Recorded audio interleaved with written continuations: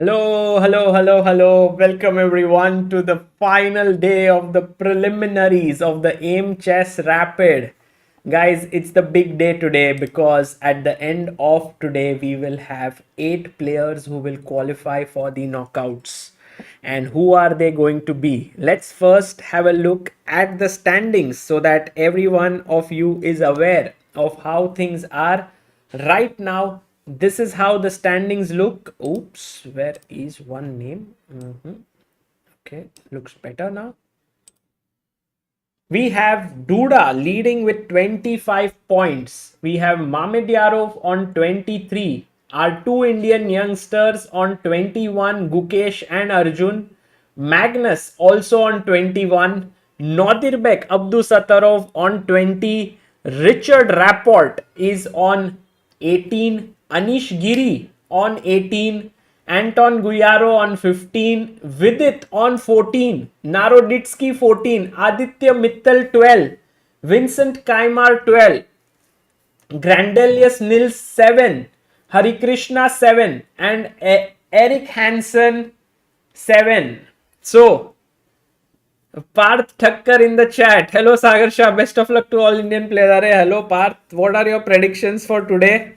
And guys, what do you think? How many Indians will finish in top 8? That is to be seen. Now, for all those who are not aware who's going to play whom, Gukesh today has his opponents in the form of Vincent Kaimar, Aditya Mittal, and Richard Rapport. Okay.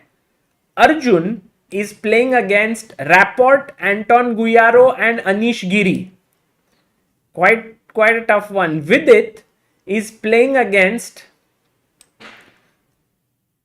Aditya Mittal, Richard Rapport, and Anton Guyaro. Aditya Mittal is playing against all Indians today. Vidit, Gukesh, Hari Krishna. And Hari is playing against Eric Hansen, Vincent Kaimar, and Aditya Mittal. So this is how things are, and it's going to be a very, very exciting day. Just 3 rounds today. Everyone's saying 2 or 3. That is the question. Now Vidit may need to win 2 games if he wants to qualify. And in fact, his most important game, I would say, is this round. I think this will make or break his qualification because he is facing the youngster from Mumbai, Aditya Mittal. And the first game is Aditya Mittal and Vidit Gujarati. And we also have some very interesting matchups. We will get there. D4 by Vidit. First, let's begin.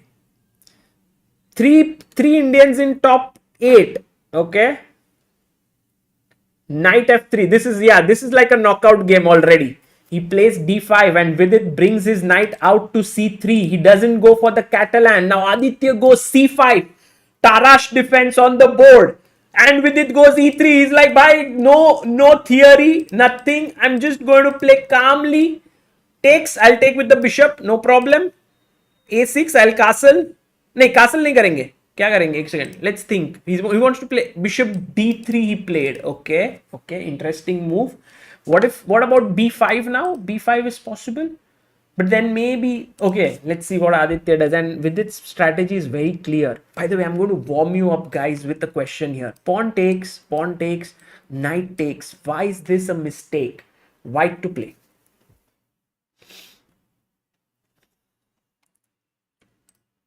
White to play. Why is this a mistake?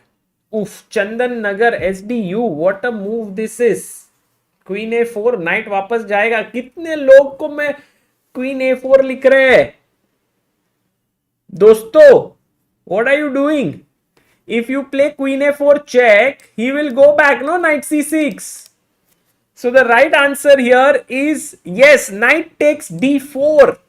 And the point of it, just warming up you guys, Mithi's dazzling, Rajesh, Manas, Shubham, Dinesh, Jawal Kumar, is Isomaniac, Secret Chess, Sangharsh, Heaven. If queen takes, what's the point now? Come on, guys. I want at least 50 people here to give the right answer. 50 people in the chat. I know you are all warming up for today, but There's no time to warm up. You have to be quick. You have to be energized. You have to find the right answer. Yes, it is about disco. Disco Divane. Check. And you lose the queen. How many of you got it? Let me see. I am sure more than 50. 90 people. Array. Sangharsh, Pritham, Chess Rajasthani, Chandan Nagar, Sriram Chakradev, Agam, Rishabh, Stirth, Abhay and Rajesh. Well done, guys. Excellent job. Okay. So, Vidit has played his bishop here and Aditya Mittal thinking from last 1 minute. Now, let's have a few more Indians in our screen. Whom shall we bring first? I feel we should look at the game of Richard Rapport and Arjun Erigaisi, because Richard Rapport is this huge creative expert, creative player, and Arjun is this guy who is in form, has beaten Magnus Carlsen in this tournament. So d4, knight f6, c4, e6, knight c3. Arjun ready for the Nimzo Indian. And Arjun plays f3. Now with this move, Arjun actually has beaten a world-class GM. Can anyone tell me? I think it's the highest rated player he has ever beaten in a classical game. Who is he? Which player are not, maybe not the highest, maybe now it's second highest after he beat Wang Hao, I believe. Yes, Dominguez is correct. Safal Fazil, Shreyas Gokhale, Sharvil Upadhyay, Shaurya, very good. It was Dominguez. And c5 on the board. Okay, d5, d6, e4. Now we have a beautiful center here. Black plays b5 as expected. This is a very well-known line, because if you take here, then after ed, ed, and black generally goes knight d7, castles, and so on. Black has excellent counterplay or compensation, sorry. So therefore he went a3, takes, and b takes c4, bishop takes c4 on the board. And this is the position we have. And I think Arjun looking very, very confident there. Look at Richard Rapport. He's sitting like this. I don't know. He's just looking up, having a fresh look at the position. Maybe looking at it for the first time ever, or what is he thinking? Okay, let's have a look at the game of Gukesh. Gukesh takes on Vincent Kaimar. It's an important game as well. By the way, the two youngsters, Gukesh and Arjun, very, very big possibility that they qualify for top 8, but you can never take anything for granted in such events. Now, Gukesh with white opens d4, knight f6, c4, e6, and look at Gukesh's move. He goes bishop f4. So he has mixed Queen's Gambit with the London system, and he's saying c4 bhi khelenge, bishop f4 bhi khelenge, dono move. He's mixed.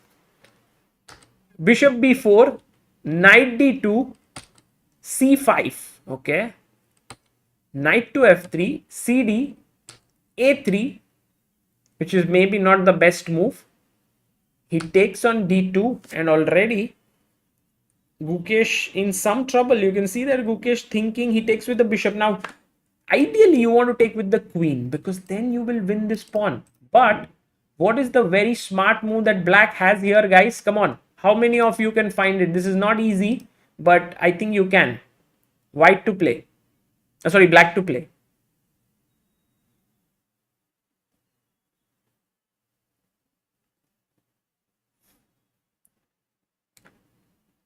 No, guys. Yes, chess is more than fun. Very good, very good. Let me see how many of you have spotted the move. No, आप लोगों को attack ही करना है. अभी इधर आएगा तो इसको मारेंगे ना फिर. ऐसे कैसे चलेगा? How can such a move work? Knight e4. I am deeply impressed by Dinesh Patil. Chess is more than fun. Chess Rajasthani. Chandan Nagar. Deepak Kannan. Usman Pathan. Safal Fazil. D6. क्यों?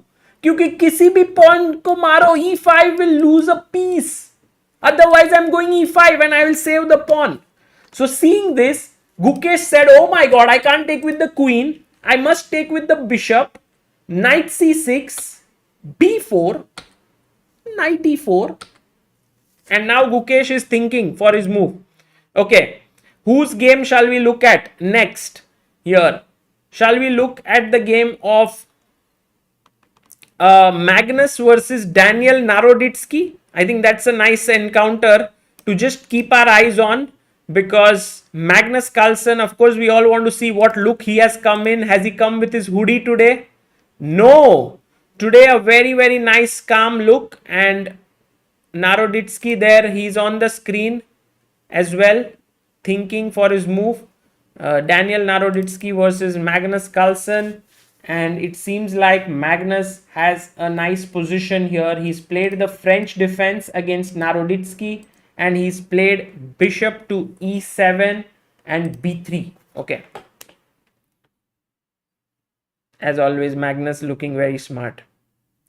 Clara Alonso says, Sagar bhai, Magnus ji abhi Sweden mein hai. Correct. Magnus is playing from a log house or something like that, right? A wooden house in Sweden, where he is, I think, preparing for the Fisher Random Championship.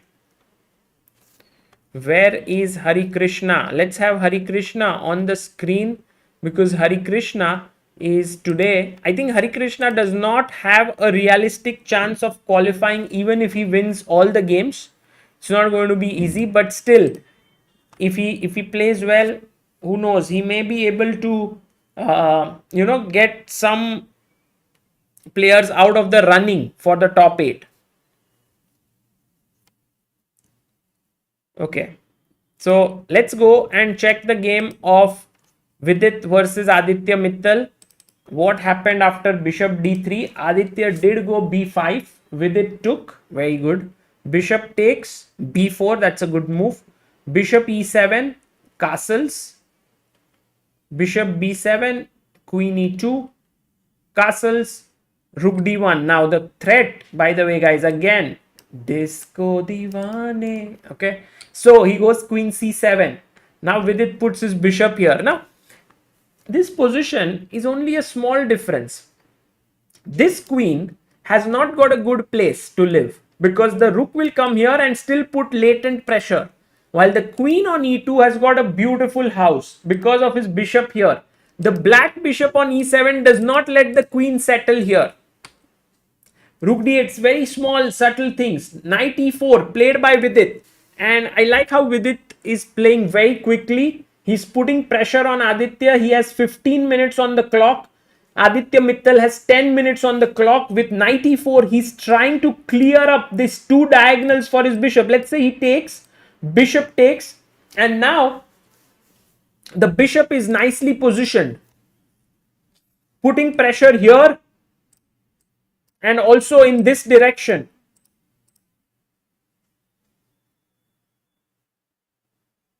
Let's also look at Arjun's game very quickly, because it seems like it has gotten crazy.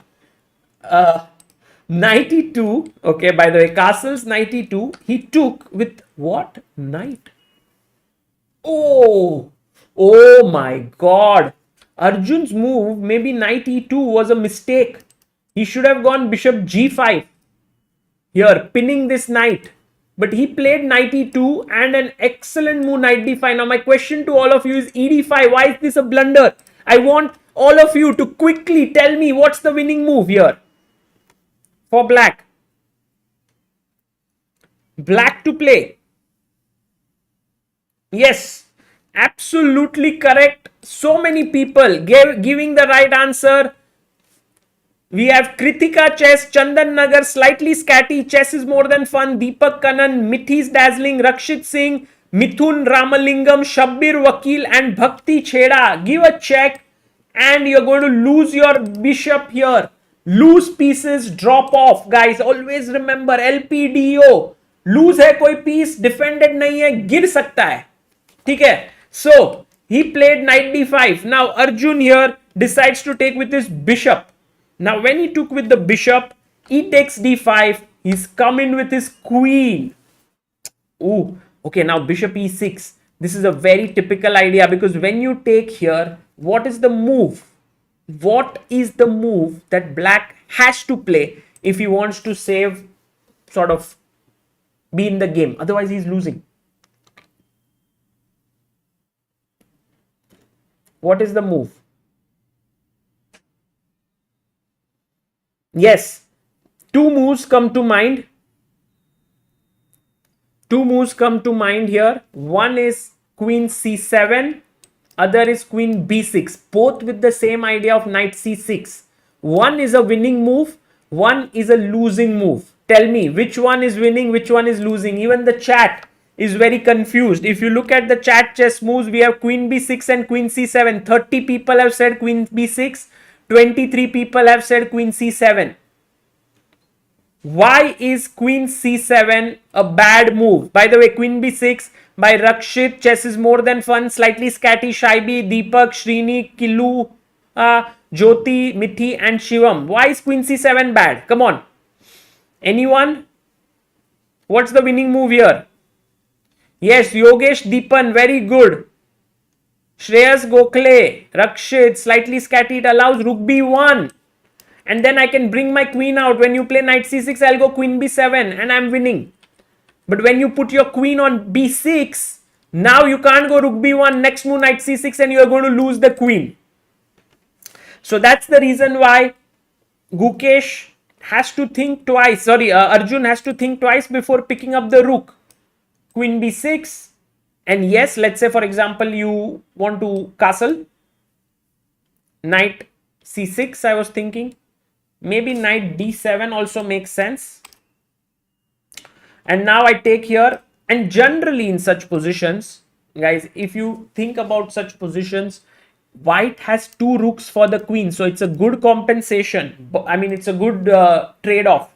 But the problem is that there are weak squares, weak pawns, weak squares, and black is going to take advantage of it with his queen. It will come in here, bishop will come here, there is problems. So Arjun goes back queen d1, but you can already sense that Richard Rapport has won the opening battle here. Arjun not being able to get a good position out of the opening. Let's go very quickly to Gukesh's game, because Gukesh is very close to being positionally outplayed by Vincent Kaimar. If you look at Gukesh's position, he has a c4 pawn weakness, a c5 square weakness. Queen e7 might exchange the queens and allow castling, but white has not developed his bishop. His king is in the center. There are too many problems for white to solve. f3 by Gukesh. But now queen h4 check, g3, queen g5 attacking here. Too many issues. Too many issues.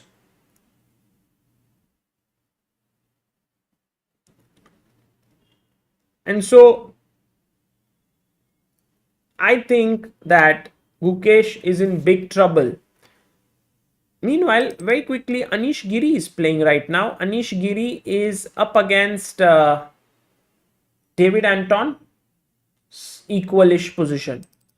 But look at Vidit. Now, Vidit has to be careful because he shouldn't exchange too many pieces, which will lead to a drawish game. Rook a c8, h4 played by Vidit, showing his intentions for some attacking possibilities with knight g5.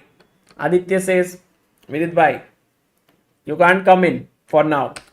Rook c1, and now Aditya chops off the rook. Rook takes, and I think he will offer another rook for trade or not. I think if he offers another rook for trade, would you like to exchange or would you like to keep the rook with rook c1? Come on, guys. Tell me, would you like to trade or would you like to keep? Rook takes d8 or rook c1?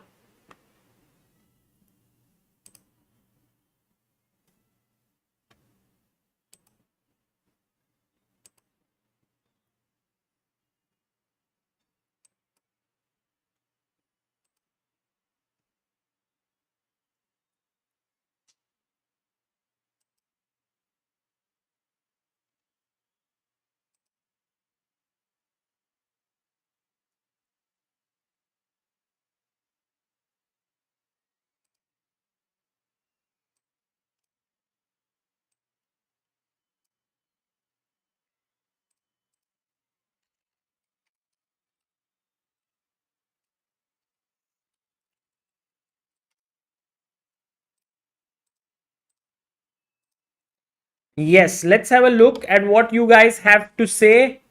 Rook C1, brilliant chat, amazing chat. I have Siddhant, Rakshit, Vivan, Mithis, slightly scatty, fail again, Eric Cantona, Shaibi Binoj, Rishi, and Rishabh Singhvi.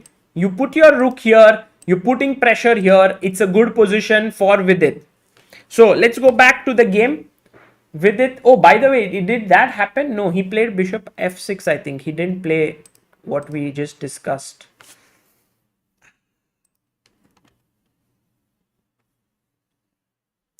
Yeah, he went bishop f6, but a very interesting decision by Aditya Mittal shows that he has such a wide understanding of chess that he is not afraid to get his kingside weakened. Now, guys, how many of you would have actually opted for a move like this, which is bishop f6? Very few, right? Because you would weaken your king side, but Aditya says that actually it helps him get control over the e5 square, and white has no immediate way to take advantage of the weakness.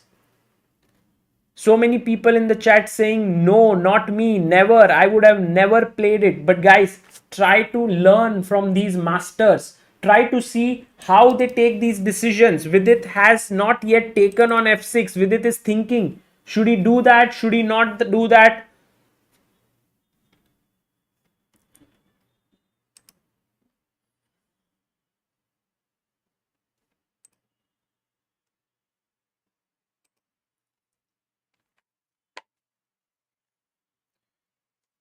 Let's look at quickly Hari game. Rakshit says there's a critical moment in the Hari game. Oh, Hari Krishna is winning, but there's only one winning move. What is that winning move, guys? बहुत ही सुंदर position है, I think, because you might think bishop takes g7 might win, because take here, king takes, and then you want to take here, correct? But it does not win, because after bishop f6, it's black who is better, because black is a pawn up. So what is the winning move for Hari? Yes, queen h6, threatening a checkmate. But then you go rook f7, trying to defend here. And then what's the winning move now, guys? Can Sukrit Bhattarai, I cannot show the scoreboard right now. I will show the scoreboard after the round ends so that everyone can see.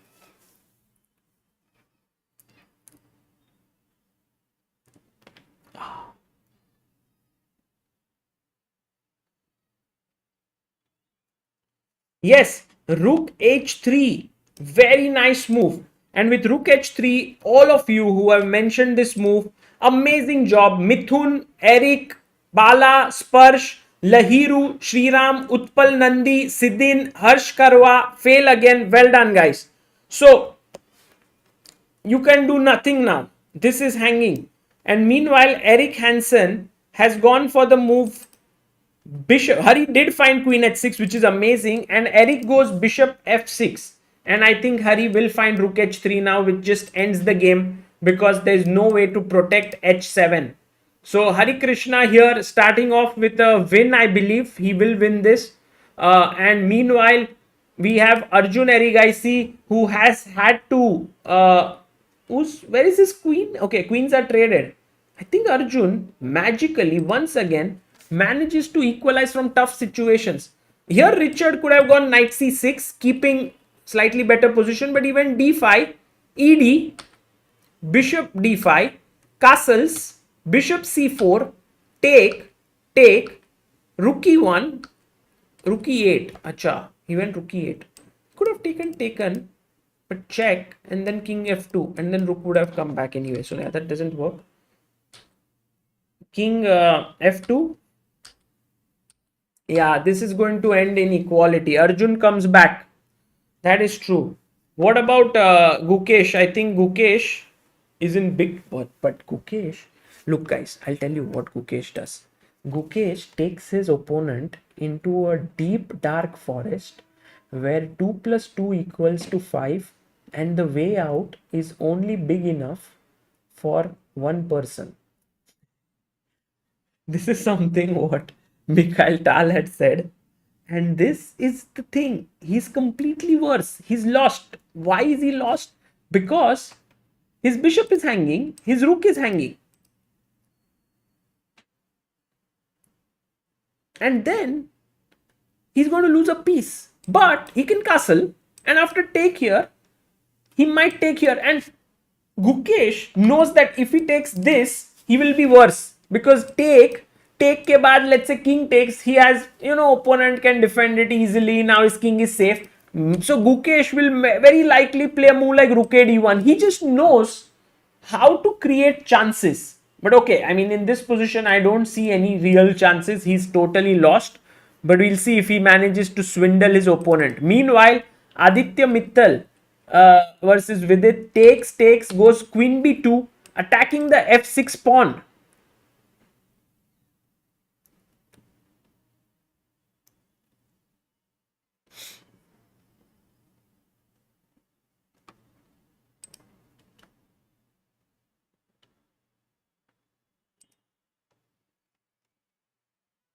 Nimesh, who's been a pillar of Indian chess for 5 months, thank you, Nimesh, says can't wait to watch Deathmatch 2. Already requested leave for Deathmatch Day. Team Gukesh. Oh, Nimesh. By the way, guys, I need to show you something. Okay? I need to show you. ठीक है, किसी को बताना मत. But let's talk about it in the. Please remind me during the break. थोड़ा cool चीजें बताना है आप लोगों को. So a lot of cool things I want to show you. Hari blundered. What? Hari Krishna was winning, right? How did he blunder? So after bishop f6, bishop. Oh, he took on f6. He didn't go rook h3. I think he didn't like rook h3 because after take. He didn't see this or what? Because look at this move. Now knight e6 means queen h7 mate. Earlier, if you took queen h7, king is running out from here. But if you take on e6, you are basically forcing him to take. Then there's a mate. If you block your rook, then now it's just winning position. So big mistake by Hari Krishna to not go for this and instead take on f6, because now, okay, Eric is back, but Hari is still better. So I think Hari Krishna might still win it, but he missed that chance there. Magnus Carlsen, meanwhile, has kind of slid into a slightly worse position. And here is the moment of truth for Naroditsky. If he takes with the queen, he maintains a very good structure. But after rook d5, black is doing okay. I mean, knight d7, knight b6, black will have a good position. But he can take with the pawn and then take away this square. Let's say if he goes rook d3, knight d2 with the idea of knight e4.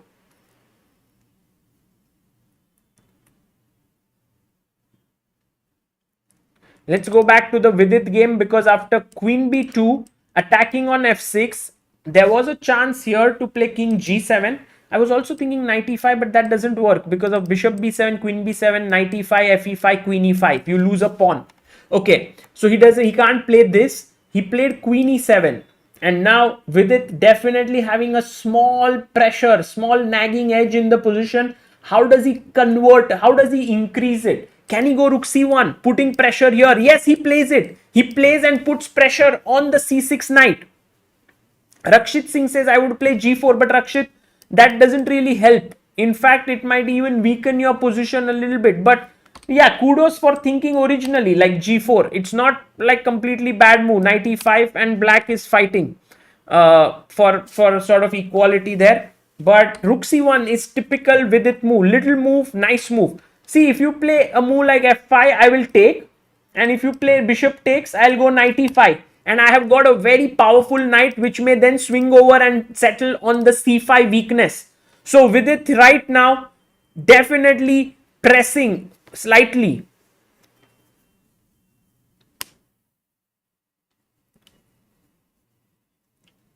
And right now 6 minutes for Vidit, 5 minutes for Aditya Mittal. Richard Rapport putting pressure on Arjun Erigaisi. We have a rook and two pieces on the board. Ooh, he pushes his pawn to a5.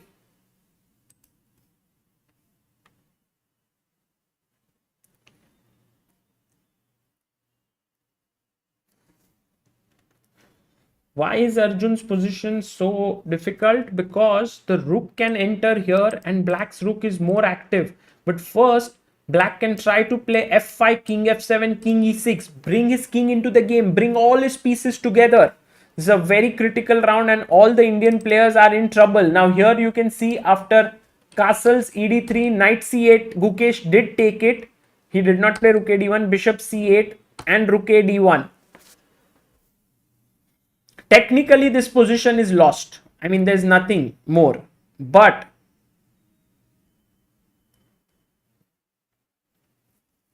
you know, there's a lot to play for still in a rapid game. It can go any way, and Gukesh has all the reasons to continue and keep fighting.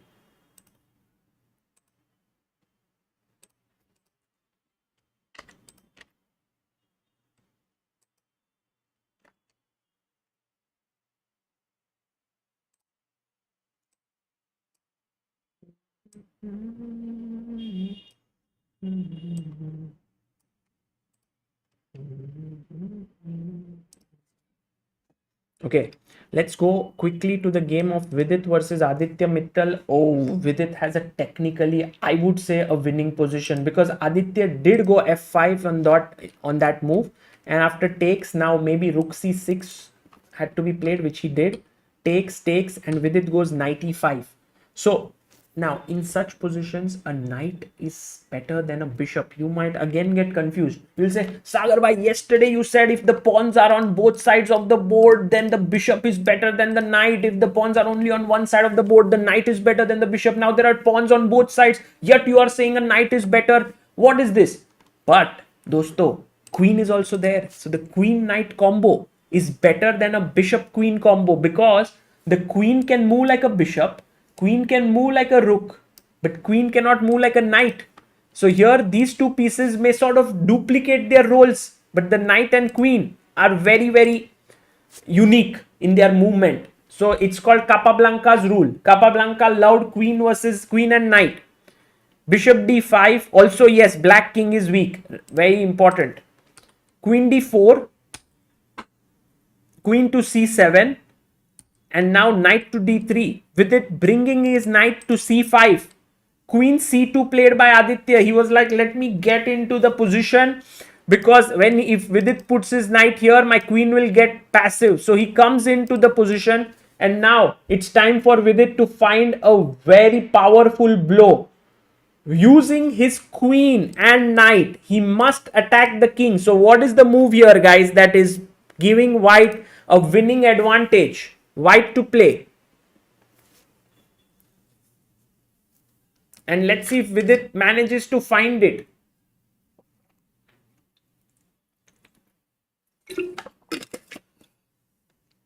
He has 5 minutes on the clock and he finds it, and so does Bhakti, Sarvesh, Mrigank, Divyam, Ajay, Clara, Slightly Scatty, World of It, Mayur and Nikhil. Well done. Knight f4, putting pressure here, and the queen.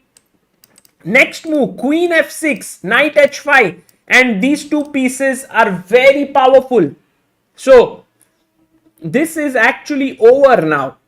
Aditya Mittal is going to be in trouble, in huge trouble. I don't see how he's going to save himself, because queen f6 and knight h5 is just a killer combo. Meanwhile, Gukesh, has he made a comeback? Not really. He hasn't been able to make any real comeback. In the position, he is clearly worse. Vincent is going to be able to beat him. Also, Hari Krishna, position getting very, very double-edged for Hari.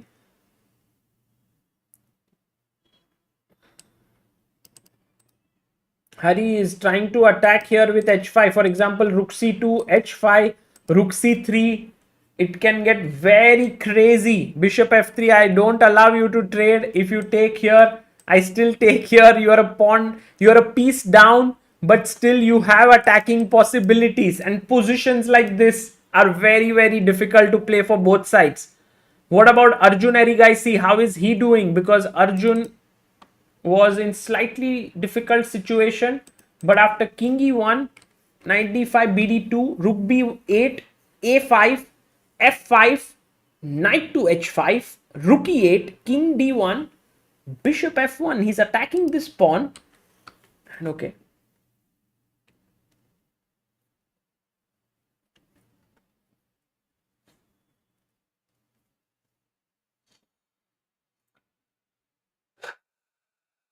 Arjun goes king c2, and now if you take here, Arjun would love to play rook g1 and take on g7. That would get very, very difficult. So let's have a look at what Aditya is somehow very, very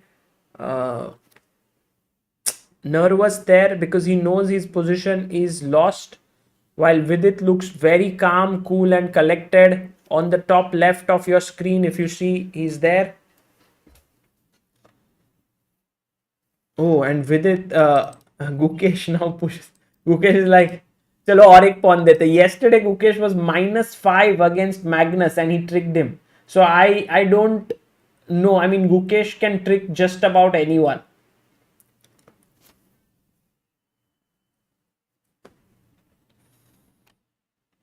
Anish, Giri, slightly worse, huh? This tournament is very difficult for all the people. By the way, look at what he did. He went king takes c, king c2, bishop g2. Now I was expecting him to play rook here, but Arjun actually blundered with c4. And after bishop f3, I guess he thought he can take, but then he loses his knight and he's 2 pawns down. So Arjun definitely under some pressure.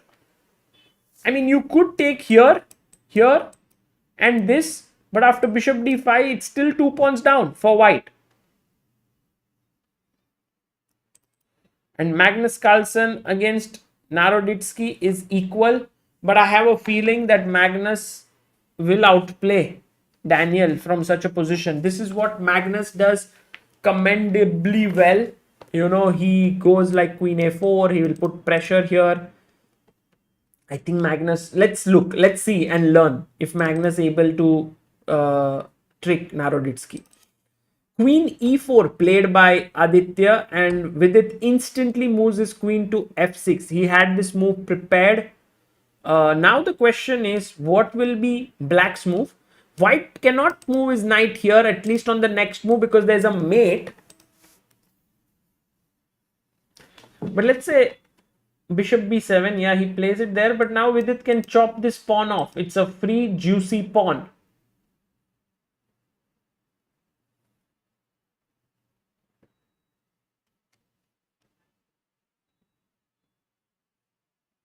Yeah, he takes it. He takes the pawn. Meanwhile, Hari Krishna's game did happen what we just thought. After rook b2, he went h4, rook c2, attacking the knight. There's no time to save the knight because the bishop hangs. So he said, "Le lo knight ko, jo karna hai karo." And did he play bishop f3? No, I don't think he's played bishop f3 yet. Oh, he played it. He played it. Wow.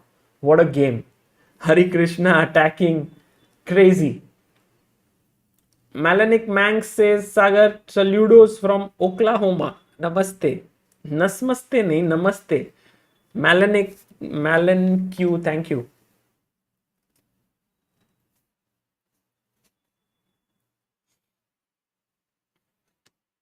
Oh, by the way, he goes queen e5. Trying to defend here. Oh, knight goes to h5 and he's coming into f6. This is almost a mate.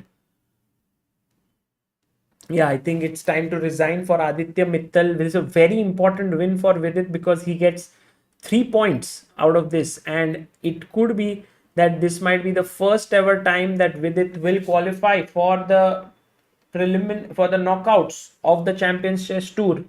It's not too far, and Aditya resigns. Vidit has scored a very important win here by positionally outplaying his young opponent.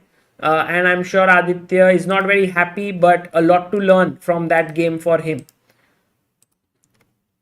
Let's have Eric Hansen on the screen because he's playing against Hari Krishna. And Eric has blundered massively because he just gave up the knight. What? Is that true? Rook g1, he had to go queen d5. He went here. And Hari took. Is that another mouse slip? Oh, no, I don't think so. Rook f7. I mean, any sort of move. Check here. And then at g6. It's over. Yeah, maybe he mouse slipped. Yeah, again. Okay, Gukesh still lost. And this time, Vincent. Oh, he spinned it here.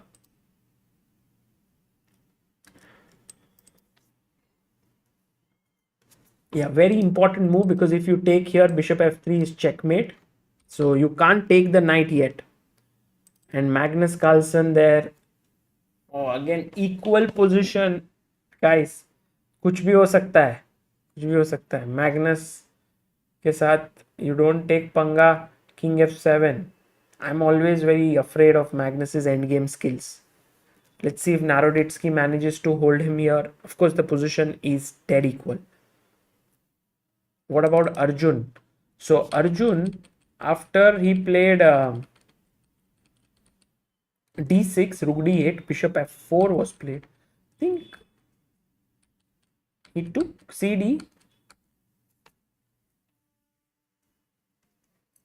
Instead of rook d8, king f7 to e6 could have been a better idea, but he went here, g5, and he thought that if he takes here, I will take here. But he went rook g1, h6, h4. Creating big problems. Very nice play by Arjun. Excellent play. And Richard Rapport not so happy with this move, h4. And with this, Arjun has now exchanged a lot of pieces and should be very much be able to hold this to a draw.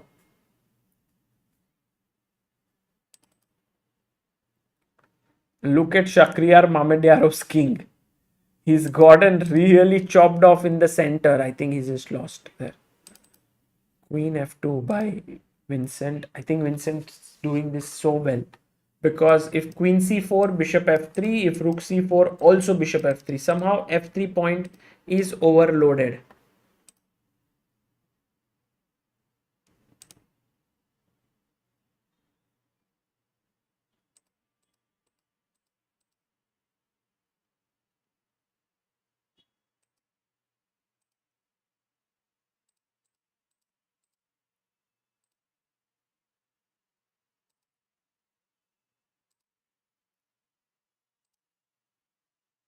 How come Mamedyarov never came close to being a challenger? He somehow feels like world champ material. I think Mamedyarov is very, sometimes very over creative.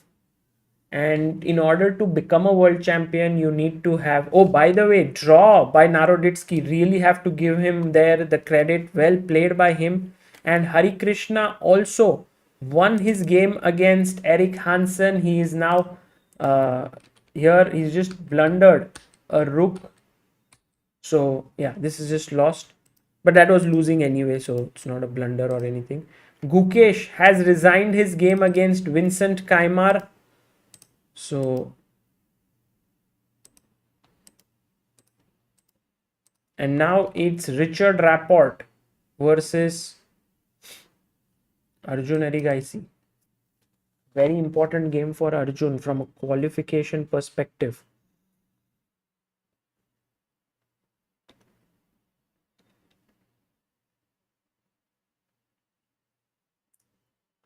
Because if Arjun manages to hold this, he has very good chances. He shouldn't be losing this with the way in which Gukesh lost. Because if you look at the standings very quickly, I'll show you the standings here.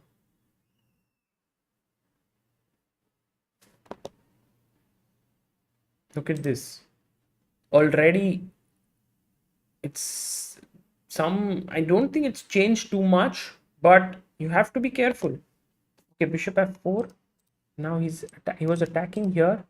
The reason why he went bishop f4 is because if he had taken rook a7 here, then f4 and he could have started pushing the pawn. So bishop f4, a6, rook c5.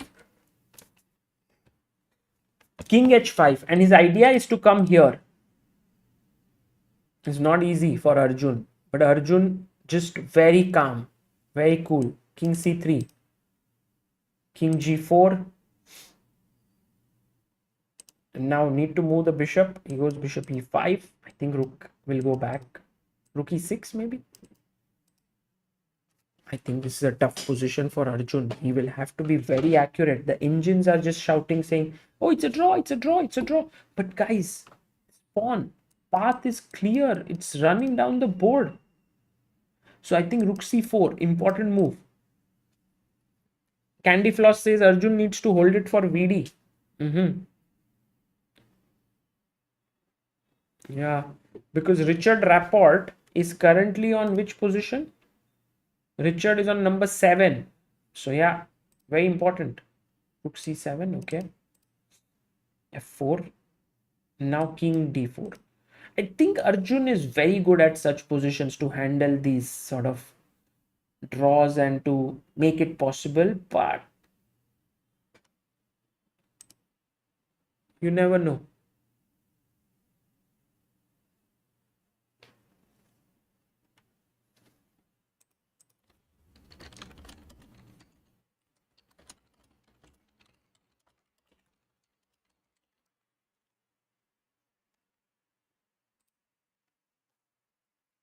Into f5.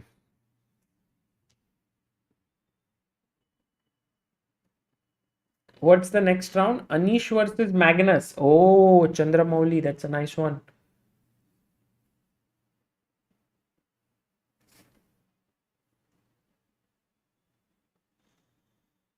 I think once the king safely comes into this zone, it would be good. You know, it's very important, guys, that when you have a light squared bishop to keep your pawn on dark squares.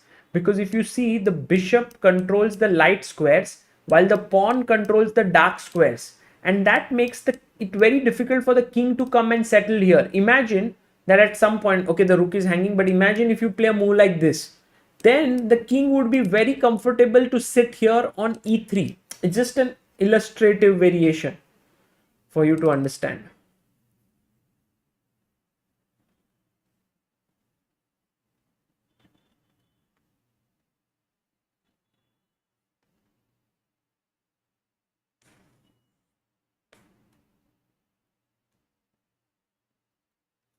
Aditya says, did you get a chance to see my DM on Instagram? I'd sent you a picture of an interesting chessboard I saw in New York City. Aditya, I'll check. But if you can send on chessbaseindia at Gmail, that would be much better. I check the email every day. Sometimes I miss my Instagram because I'm not very active there. Okay, rook c6 check, king d4. I do put up stories and stuff, but I don't check all the messages. King d4, f3.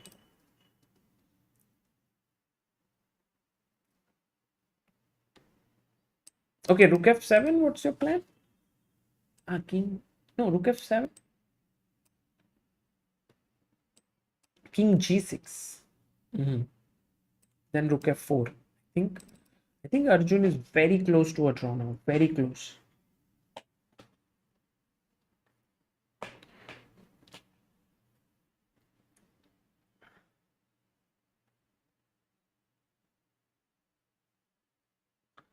The concentration of Arjun is epic, right? Guys, if you have to learn something from Arjun, it's how to be concentrated, fully concentrated on the job.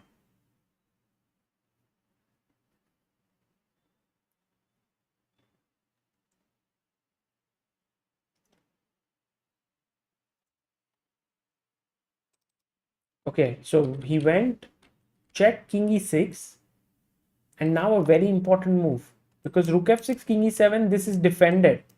So he played rook here, rook f4, bishop d5, bishop c5, rook here. Richard Rapport putting pressure on Arjun for sure.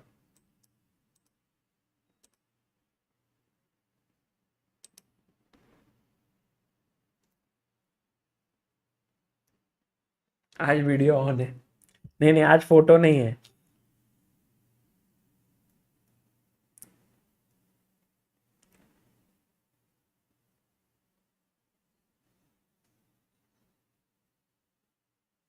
Gagan says rook f6 was still draw theoretically. I don't think, Gagan, because there was f pawn still left there. If you play here, check, king here, takes. Yes, if only these two pawns were left, you could go and sit here and it's a draw, but this is also left, so that would not work. Rook f8, rook e2. Just funny thing says 4K watching, 600 likes only. Guys, please do like the stream. King c3. Yeah, now he's got it all sorted because the bishop and the rook both control here.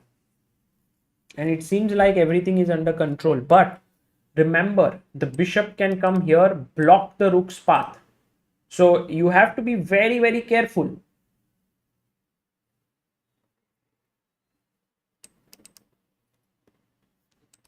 Now bishop f5 doesn't work because of rook e8 and taking here, and bishop f2 stopping the pawn.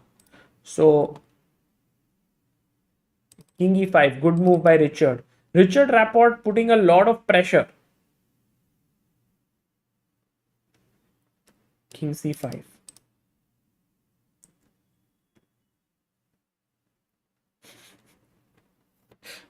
ASMR rhythm says fake watching. हाँ तो है.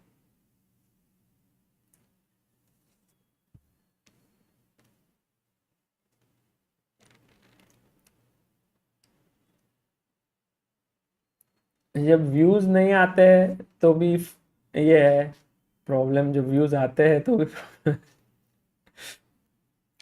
Okay, king c5.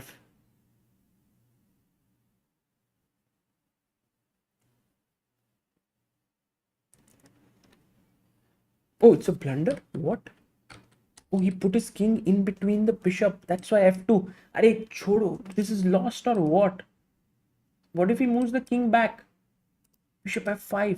Oh my god, he didn't see it. He didn't see it. He saved. He saved. Now rook e8. Oh, just 1 minute के लिए. I think even Arjun got angry when you said fake watching and he played king c5 and f2 was coming here and then bishop f5. No, once again, let me be very clear here. King b4, bishop f5, check, bishop e6, right? King d5 is also okay because if you take, that would have been painful for Arjun, but he didn't see it. He didn't see it, and now Arjun is back. Oh, he tries to lock the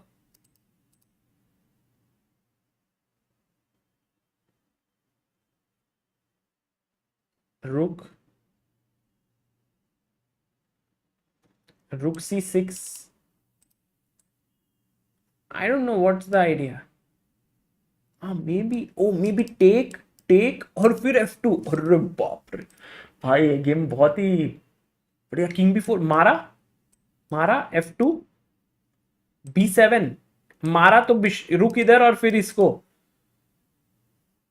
O nice f1 b8 queen. बढ़िया. I don't think he can take. 17 seconds for Richard Rapport. 31 seconds for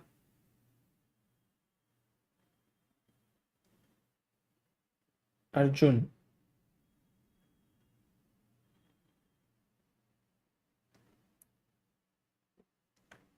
Anand Bala sends in a super chat saying, I finally understand chess openings and successfully learned how to play and defend the French defense.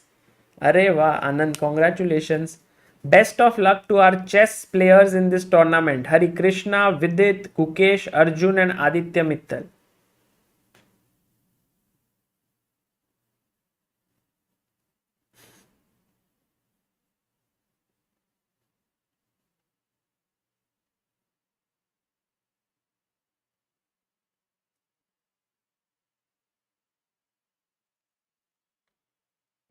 There were a few moves that have happened. Rook h7 on the board. And now this time once again Arjun in trouble. Such positions very tough. First a check. He has to find this check now.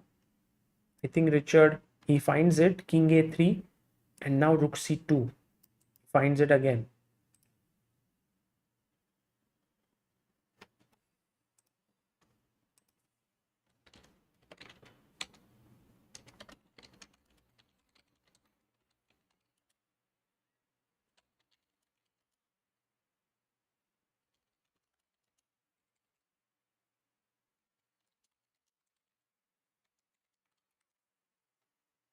Oh, he goes rook e2.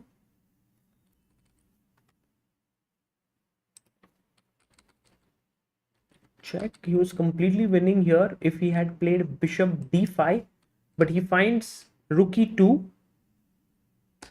rook f6, bishop d5, king b4.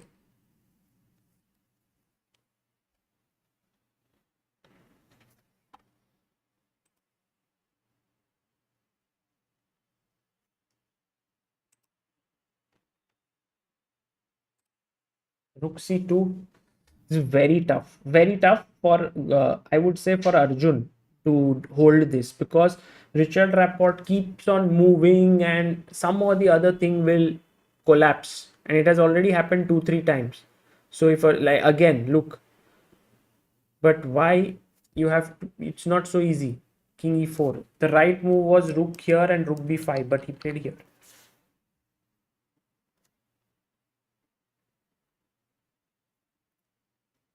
Rook f6, king e5. Now if you go rook f8, which is the most natural, and he has played it, I think it's still okay. Check. I mean, you cannot exchange rooks because that's a draw.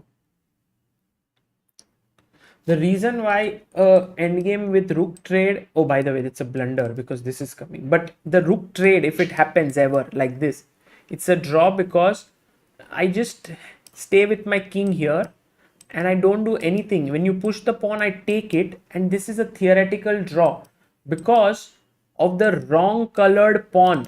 The bishop doesn't control the queening square. So here, even if you go and win this pawn, I don't care. I'm just going to sit here and you can push your pawn as much as you like. But in the end, you cannot. It's a stalemate. This is lost.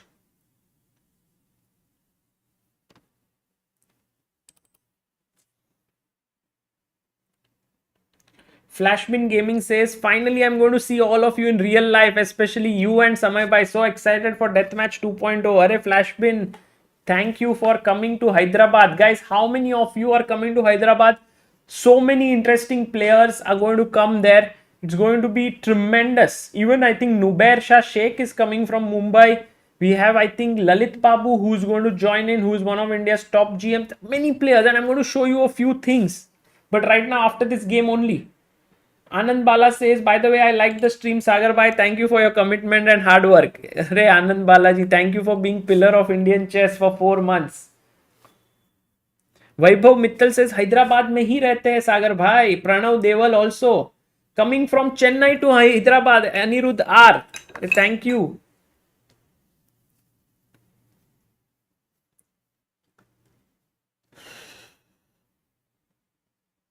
Check.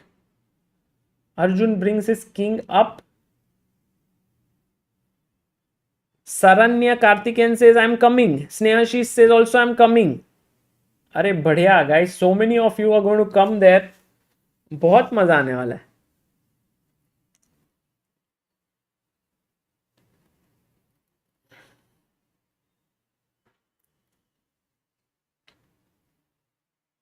King b4, king d3. If Arjun holds this, it's going to be epic because this is so much pressure that Rapport is putting on him with the black pieces. But Arjun's face is so calm. Something, I think Arjun doesn't like his position. He just shook his head a bit. You have to detect him very slowly, like very, guys. I'm very interested to see if we have these mind readers, right? In who are our good friends, Karan Singh Magic, Suhani Shah, and they read expressions, they read minds. Would be very keen if what they can do with Arjun, because Arjun is like, what expression would you read? Look at that. What? He resigned?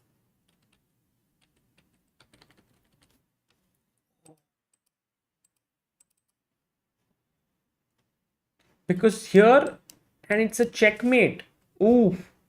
I think what happened was my bar stopped working here.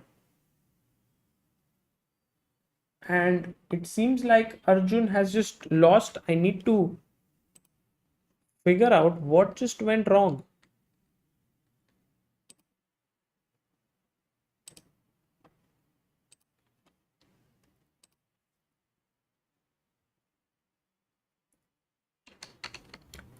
In the end, it was a lost position for Arjun.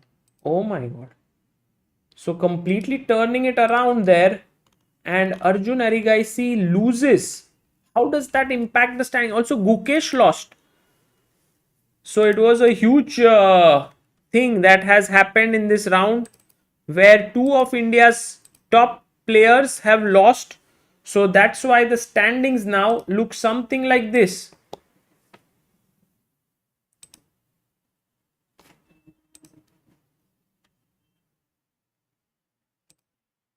Duda leading with 25 points, Nodirbek 23, Mamedyarov 23, Carlson 22, Rapport 21, Gukesh 21, Arjun 21, Anish 19, Vidit 17. Oh my god. I think Vidit might have to win both his rounds if he wants to qualify. One win, one draw won't work. And I think he's going to face some tough opponents next. Anton Guyaro 16. Very tough. Very tough. Okay, guys. The next round is about to begin. But before we go there, I just want to show you guys something which will blow your mind. And this is going to be really awesome. Let me just pull it up here. It's not to be sort of yet, it's not finalized, but I'm giving you a first look of it and you're going to absolutely love it. I don't know, that you have to tell me. So, we've been talking about how chess is going to be a part of DreamHack this year, and there will be a lot of gamers who will come there, but also chess is included, where we will have the death match between Arjun and Gukesh.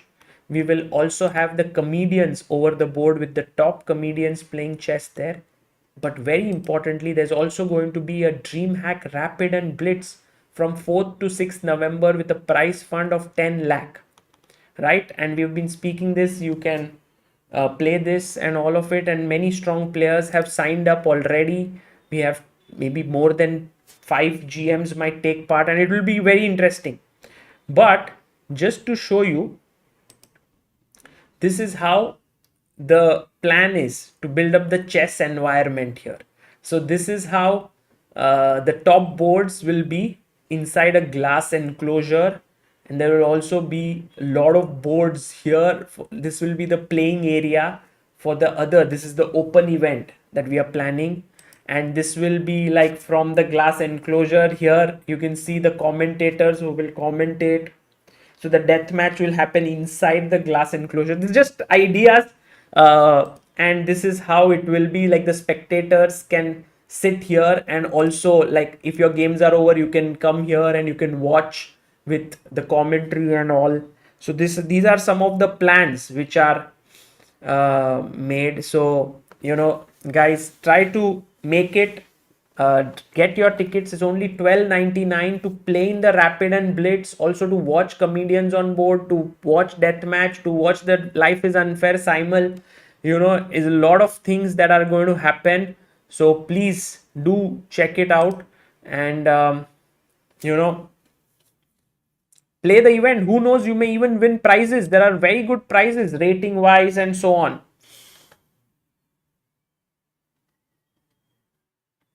Yes, this time the video quality would be very good. Okay, let's get ready for the next round. I think all the players, this round went on for so long that the next round is not yet begun. The third and the fifth link in the description is all about this. about the death match, about chess at DreamHack.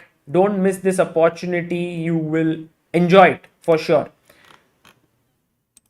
Also, I want to inform to you that we had yesterday launched the sale on Vedika's chocolates, and we've done a lot of people have got it.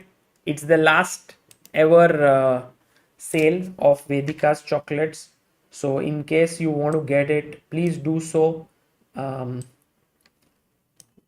think Vedika might join us at some point to just tell us a few things about what is she up to. But you can check it out. And a lot of orders have come in since yesterday. I think many people, close to 200 or so, have ordered. And I think that's the reason why her house has become a lot like everyone's working there. So I'll just show you a couple of pictures so that you know what's happening. And if you guys would also like to order it for Diwali, please do so. So this is her who's working here and making her chocolates and also preparing them.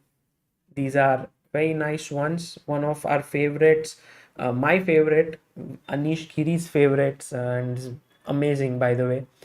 And also her father here, mother here, everyone's working towards making them. So that's the first link in the description if you would like to have. Also, I've pinned both DreamHack and Vedika's chocolates in the pinned message. So please do check it out. Okay, time to go back and see if the games have started. Not yet. What has happened? Aren't the games supposed to start by now?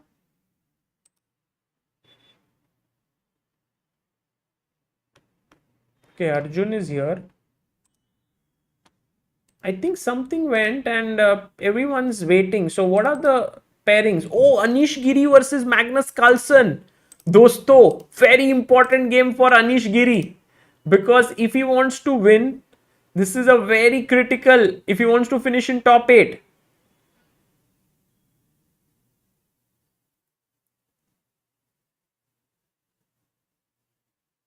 Gnan Hub by Abhizir says, why is it the last sale? Because she's going to study now for her physiotherapy and she's going to stop the chocolate. So this is the last time that we have it on sale. Daniel Naroditsky versus Duda.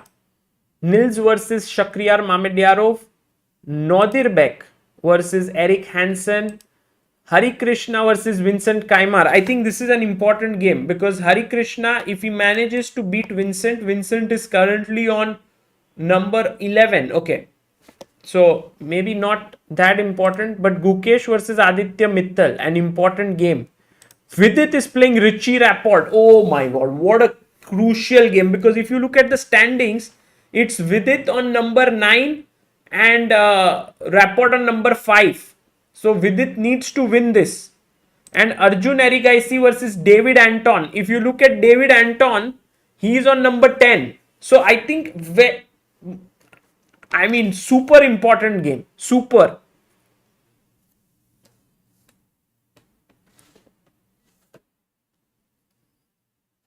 This is going to be very important. Let's have all the players on the screen. It's Vidit versus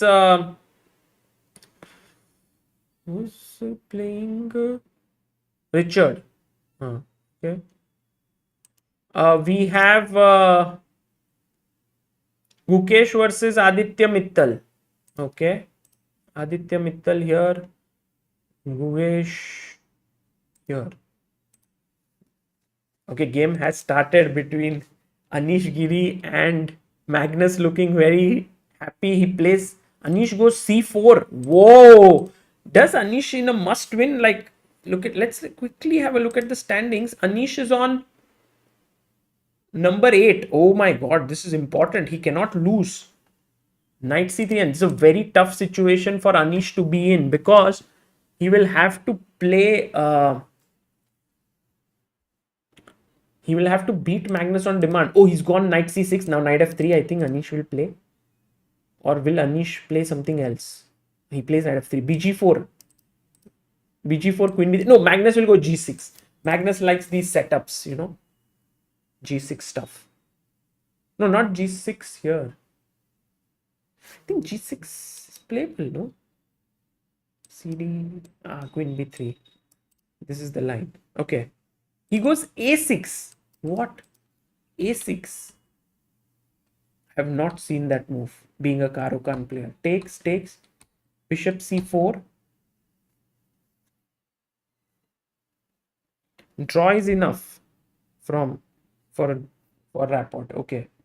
Hari Krishnan MS says, I'm coming from Kochi to Hyderabad and wife coming from Mumbai to Hyderabad. We had met you at Saturday Chess Club once. Arey Hari Krishnan, very nice to see you there. You know, it'll be great. Thank you so much for taking efforts to be at DreamHack. VD looking like a quick draw. Do you think so? Why? Oh, draw. Vidit drew. Oh, very surprising decision by Vidit. Very surprising. And he's shaking his head. But then, why did he go for a draw? I mean, drawing with black is fine, but you know, that doesn't help his cause, or does it? Guys, what is your opinion? Is that a good decision? Because now he's on 18. Okay, maybe. Maybe he's now dependent on Anish, Magnus beating Anish. Now he can't qualify. No, I don't think he. I think. Very, very curious. I mean, and look at Vidit. What he's saying. What did I just do? Why did I do this?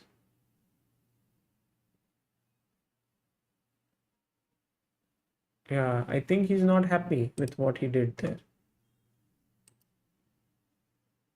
Okay, let's see now. He can't do anything now. He's taken the decision, so can't change it. Draw.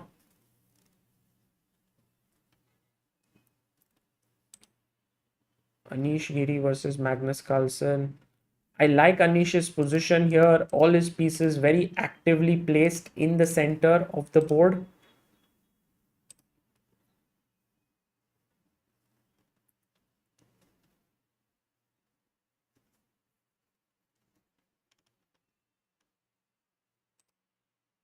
Castles, okay.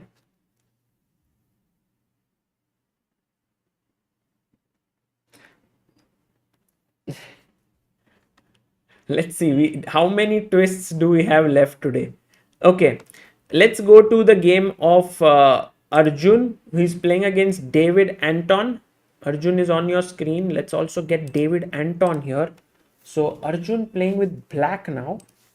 And knight f3, d5, g3, g6, d4, knight f6, castle, c3. Okay, a5 by Arjun, bishop f4, a4, queen c1, c6, bishop h6, knight d7, c4, knight c3, knight f6, knight e5, and this is the position on the board. Bishop f5.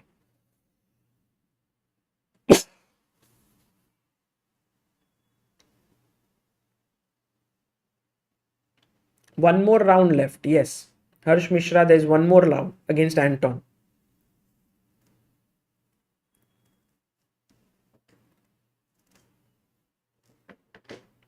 By the way, let's look at the crazy Gukesh game, because this is all theory against Aditya Mittal that they have played. Aditya is born in 2006. Gukesh also born in 2006. So they know each other since a very young age. And they play the Queen's Gambit declined. Bishop f4 line, castles, e3, knight d7, c5. Aditya goes, you know, the thing about Aditya is that he always goes for sharp stuff, you know, he doesn't back down from a fight.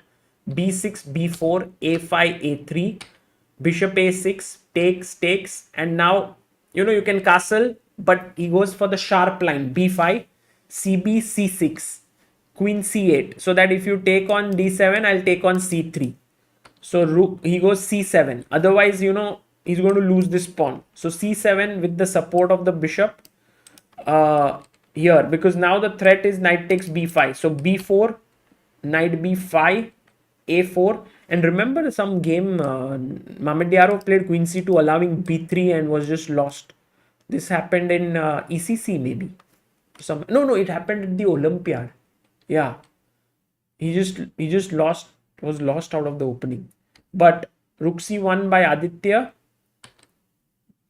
knight e4, knight g5. Okay, is this prep? Whoa, Gukesh is made a mistake with bishop g5. But what sort of a move is this? Because he's giving up knight takes g5. He wants to remove both the defenders. So if knight g5, guys, what's the move here for white? Do you see it?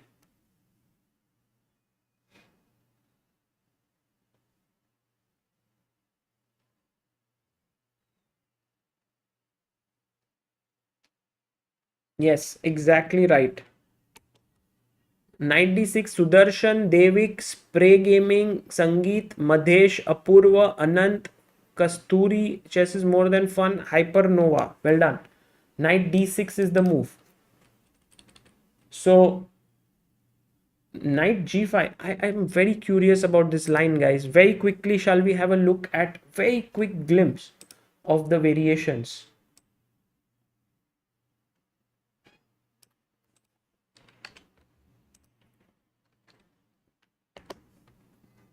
So d4, d5, c4, e6, knight c3, knight f6, knight f3, bishop e7, bishop f4, castles, e3, knight bd7, c5, c6, bishop d3, b6, b4, a5, a3, bishop a6, bishop a6, rook a6, b5. We have 37 games, cb, c6, queen c8, 36 games, c7, b4, knight b5, a4, rook c1, 10 games. Anand Carlsen. Oh, this is Anand Carlsen from World Championship, where Anand had beaten Carlsen in 2014. This was the line. Okay. Knight e4, knight g5. Oh, this was also what Anand played with Carlsen. And here, knight df6 is the move, but he goes bishop g5. This is a mistake by Gukesh. So Gukesh not well versed with that game, which means that he is going to be in trouble, it seems. Bishop g5, knight df6 was the correct move. Bishop g5, knight takes g5. No, he didn't take knight takes g5. Now here he played b3.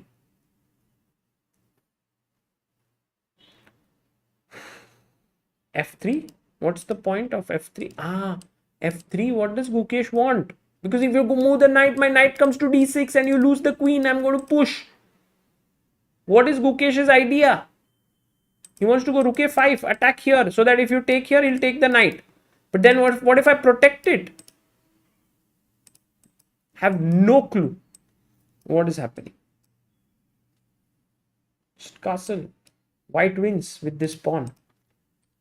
So I think Gukesh has been playing really some very, very suspect chess. Let's also have Hari Krishna and Vincent Kaimar on the screen, because Hari is playing Vincent.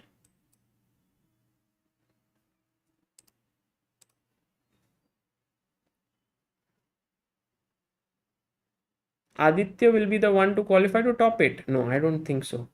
How can Aditya make it? Aditya is right now on 12 points. He can't make it.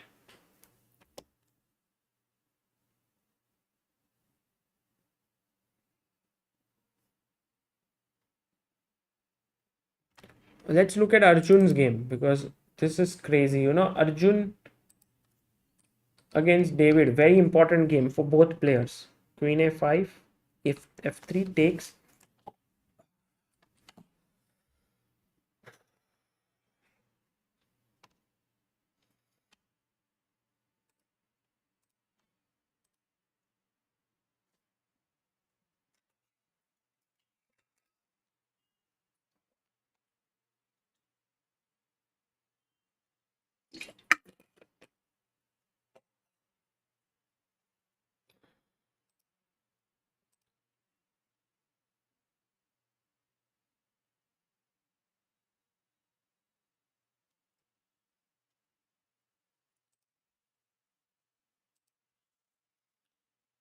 Okay, knight d7 played here.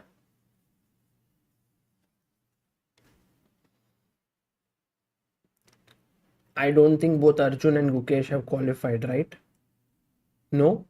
I mean, if you look here, if they both lose, they both will be on 21. And if Anish moves up, Anton moves up, it's not so clear, guys. Don't be under the Vidit also around there. So it's not a given that they will qualify. They need to sort of hang in there. They can't lose their games. Okay, let's quickly now do the games. Firstly, Magnus Carlsen versus Anish Giri. Bishop has come to b7. I love the position of Magnus with this bishop here, looking here, the knight ready to come here, and Magnus is saying, hey, look, your d4 pawn is isolated. You can't push it because I have my pieces eyeing here. Anish says, look, Magnus, I have my queen and bishop eyeing your king. I'm going to checkmate you. But Magnus is like, how will you checkmate me? I have my knight defending here. Anish says, I'm coming ahead with my knight. Next move, I'll go bishop g5, which will force you to play g6. Your dark squares will get weakened. Maybe I'll play bishop h6. Maybe there is a sack on f7 after your rook moves. This is typical IQP position, guys, that you are witnessing here. And we will see who is going. Oh, Magnus plays knight c6. I really like this move because the side with an isolated pawn, should the side that is playing against the isolated pawn, not with but against the isolated pawn, should that side exchange pieces or keep more pieces? What should Magnus's strategy be here? The strategy is to exchange, correct? The side that is playing against the IQP should exchange pieces. That's what Magnus is doing. He's saying, you take here, and if you are going bishop g5, I'll play g6. No problem, because your knight is gone. But imagine if Magnus was not careful here and would have gone rook c8, just as an idea. Then here, g6, bishop h6, rook e8. Already, you have to be careful. For example, just I'm giving you an idea here, queen e2. If now knight c4, boom, takes, checkmate.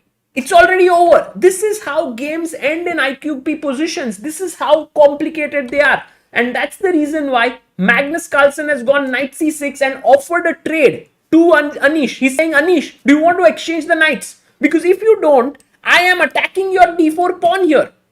That is the thing that Anish has to figure out. And he takes it because he could not even have played bishop e3 defending here. Because then Magnus would have gone knight b4 and taken away his key bishop. मतलब पूरा मजा ही चला जाता था. So Anish says, okay, at least I can trade here. Now Anish goes bishop g5, g6 by Magnus as predicted.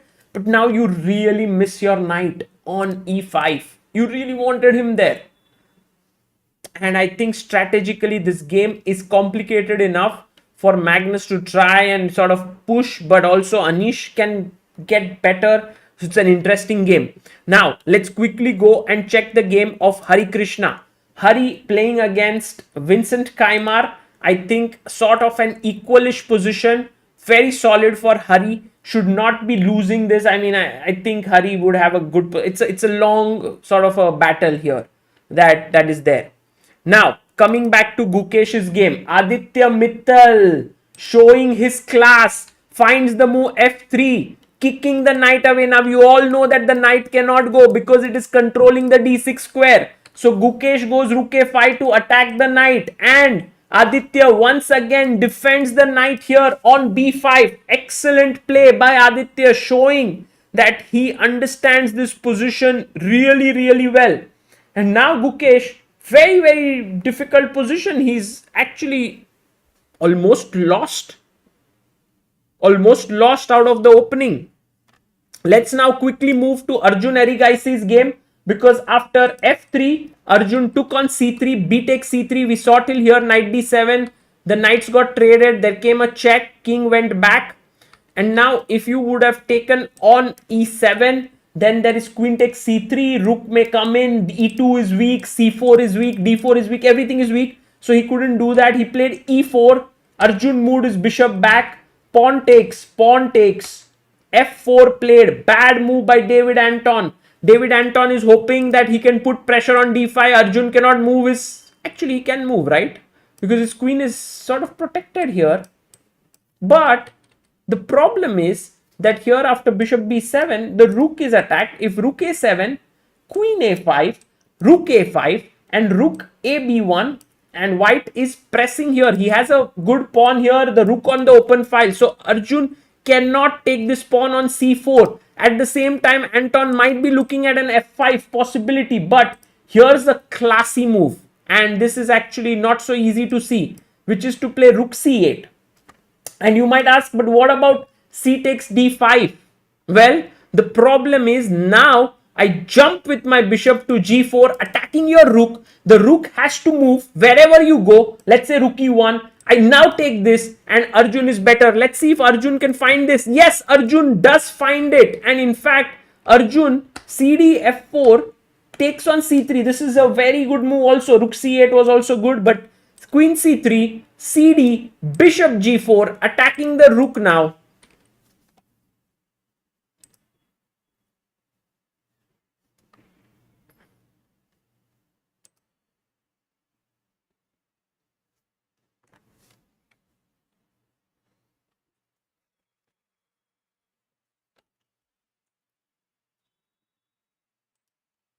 Okay, bishop g4 now, attacking the rook.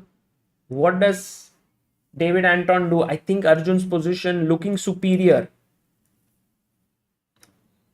Takes. Okay, let's go back now. Maybe queen a3 is where you want to go, because then your queen can look here and also defend this pawn on e7. I like how Arjun Erigaisi is doing this. You know, very important game. Had a tough loss against Richard Rapport in the last round, but just shrugs off the defeat, comes to the board with the black pieces, fights on. This is amazing. Let's quickly check the game of Aditya Mittal and Gukesh. Gukesh, as always, you know, when I look at Gukesh, I see a boy who is sort of you know, that street fighter kind of a thing. Look at this, the street fighter. Knight c5.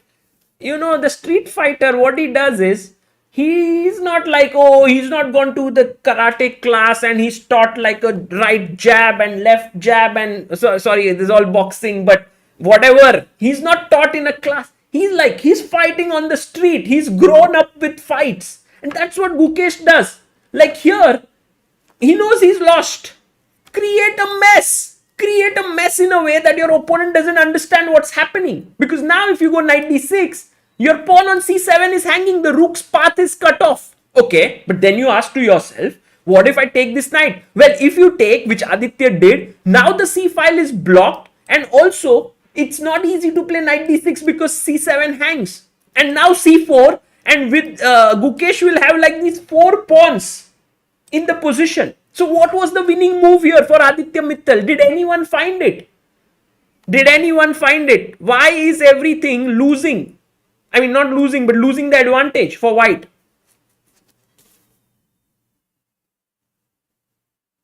What is the move? Exactly, guys. You guys have found the move that Aditya missed. Bishop e7 was the move. Not rushing into it. Aditya rushed into that decision to take the pawn too soon. Because now after the rook here, by the way, a good answer given by Kritika, Siddharth, Akhilesh, Maulik, Yug, Himanshu, Gagan, Rakshit, Bhakti and Sai Rishi. Well done. Rook e8. If now you go knight d6. Attack the queen and the rook. And then he must, what does he do? He's lost here. Because now if queen c7, there's knight e8. And if you don't play it, rook e8, which is a blunder, what else do you do? This is knight b7 maybe, but then I take on f8. So this was the winning idea, but Aditya missed it in the game. And now the position is still like, okay, he went bishop e7, Gukesh played c4. Gukesh is like, मैं अपना pawn दूंगा नहीं. You take the rook, I'm fine, I'll take your knight. Okay, by the way, king f8 was also possible here, which is a good move, but he played rook b5. And now, guys, if Gukesh can win this, look at the material balance on the board. Gukesh has 1, 2, 3, 4, 5, 6, 7, 8 all his pawns for 1, 2, 3, 4, 5, 6. So only 2 pawns for a rook. He's a rook down. He's only 2 pawns because opponent has 6 pawns. But I think rook b6 is the move. Attacking the bishop. Let's say you go back. e5, blocking this path. Next move, I'm going to take this. Let's say you go queen d2 attacking here. So all of a sudden b2. अरे कहां से आ गए pawns? Queen c7. Oh, you want to take this pawn? c3. Suddenly, these 2 pawns are much more worth than a rook. This is what Gukesh does. Crazy. I can't believe how Gukesh manages to turn around every single losing position. Not every single, he lost some games, but still, he does it more like so many times.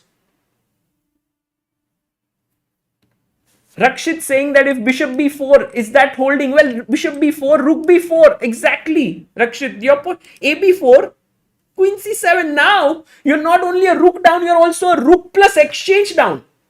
But these pawns are saying, हम है ना, tension मत लो, हम आ रहे हैं. And how beautiful would this pawn chain be? Have you ever seen a pawn chain like this, guys? क्या ही pawn chain है ये? Crazy.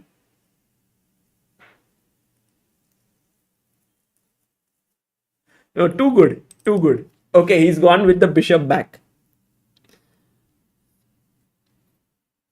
And I think e5 now. I think Gukesh will go e5. Okay, this is a great game. I mean, from a practical perspective, from an objective standpoint, of course, not the best. Meanwhile, going back to the Anish Giri saga with Magnus Carlsen, bishop h6 played, okay? Oh no, there's a few things. g6 happened, he went bishop b3, looking at this diagonal, okay? b4, he got his knight to a4. Now, Magnus should have taken here. The reason being that if you take, Magnus had a very Sony move. Sony is a nice move, good move in Hindi. What is that move? Guys, can you find it? Black to play. मतलब ऐसा होता है ना दोस्तों, loose pieces drop of. अब ये भी loose है, ये भी लूज है, कोई भी नहीं उसको बचा रहा है. There is no one to protect them. How do you attack both of them?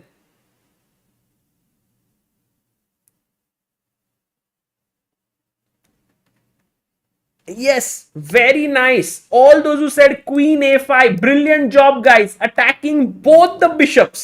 He's attacked both the bishops. And Durgesh, Kritika, Mithi, Gobu, Firoz, Venkatesan, Gagan, Hypernova, Yug, Aryan. Well done, guys. Attacking these two bishops, and then he must give up. And after such a position, rook a d8. Black is doing excellently well in such a position. But Magnus did not spot it. It happens to the best in the business, guys. So, what did Magnus do? Instead of going after knight a4, instead of taking here, he went rook a7 because he wanted to bring his rook here to the center and attack d4. Rook a d1, knight d5, bishop h6, rook e8, knight c5, bishop g5. He took, queen takes. Now there could be some mating attack here.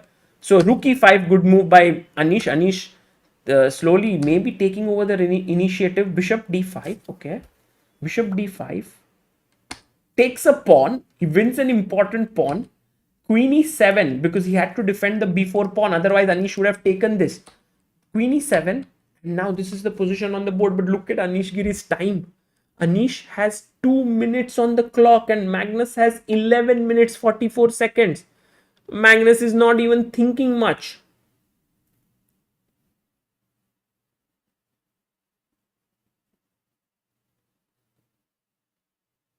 a3 played by Anish. I think Anish was started to get worried that maybe his knight is a little offside there. If he moves it, then a2 will fall.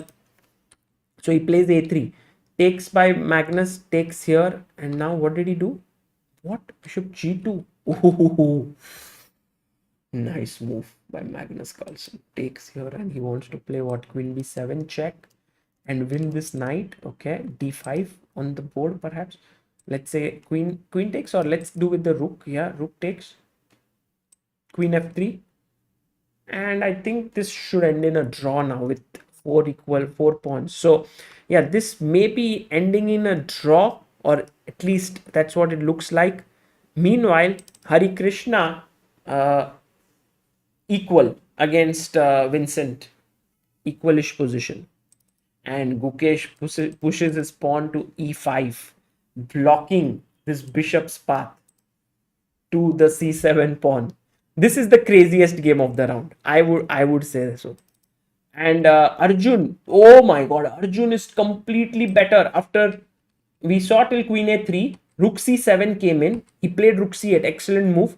And Arjun's point is that if you now take on e7, then I will play queen b2, threatening the rook. And if you kind of save your rook, then I will take this with a check. And if you save the d pawn, you can't save it because this is hanging. So in a way, you have to play queen e7. Oh, he did that. He actually did it. Could you go rook e7? But I think this would fail to rook c2 and queen b2 and lot of pressure on the 7th rank.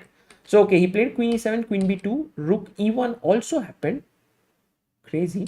Takes, takes. And Arjun was like, I don't want to win this pawn. I will win this pawn. Because then I have the a passer. Queen d2, rook e7, and now completely lost position for Anton Guyaro. Look at Arjun there. He knows he has got the game in the bag. How does he continue? I think he'll push his pawn. And look at this line. A3, hg, a2, and no one can stop the pawn. It's queening. Queen can't go here, you lose the queen. Rook can't go anyway. Khatam. Tata, goodbye.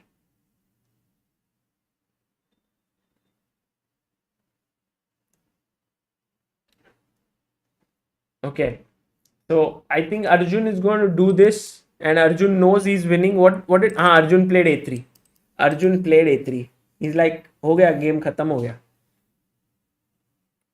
You know, Arjun, although he has very few expressions, you can easily make out what's happening from his because when people show very little expressions, even a little bit, like just going back on his chair, is enough for you to know that he is very happy. He's very confident.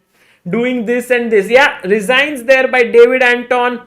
Arjun Erigaisi wins there. Absolutely no expression on his face here because he knew he was winning. Sometimes when he's completely won that game easily, he doesn't emote so much. But if it's a close game, he does. And Anton David not very happy there with what has happened. Okay, let's now quickly go to the game of oh, okay, this is a draw. This is a draw. I think too many things happened there after check. Yeah, this is a straightforward draw. I think Anish will not have too many troubles there. What about Gukesh now? Okay. E5 was played. Aditya castled. Aditya says, I believe in my rook. Gukesh says, I believe in my pawns. Let's see who wins. Queen here, attacking the pawn on E5, keeping an eye on the E5 pawn. F6, Rook D1. This is the weak pawn right now. This is the weak pawn. Gukesh defends it. But now with bishop E1 and bishop coming to C3, I think the pawns will be well blockaded. He goes bishop F2.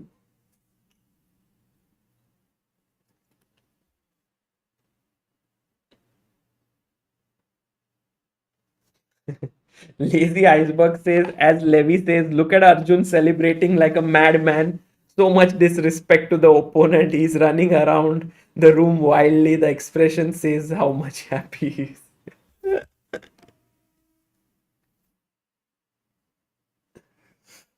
Hmm.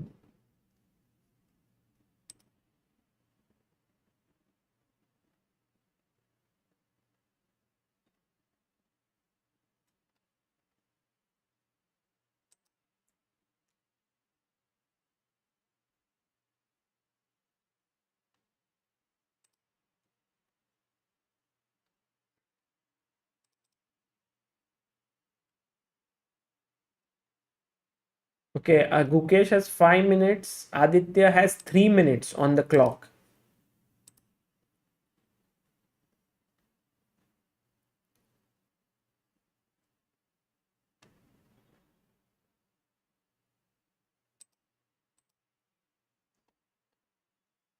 No, this is not the final game. There is one more. One more game. Okay. We were looking. Okay, this guys, if Magnus manages to win this, I'll be very surprised. I don't think that's going to happen. Meanwhile, Daniel Naroditsky just in very big trouble against Jan Krzysztof Duda. Actually, Duda is too good, man. Duda is playing this tournament so well. Mamediarov winning against Nils Grandelius. Nodirbek Abdusattorov versus Eric Hansen. Eric is better with white. Hari Krishna against Vincent. I think it's a typical Hari game with with kind of equal position. I don't see too many difficulties here for Hari to hold this. But if he wants to play for a win also, it's very tough. I mean, yes, he has the queenside majority. Oh, he exchanges the rooks. Takes now e4 maybe. E4, king e3.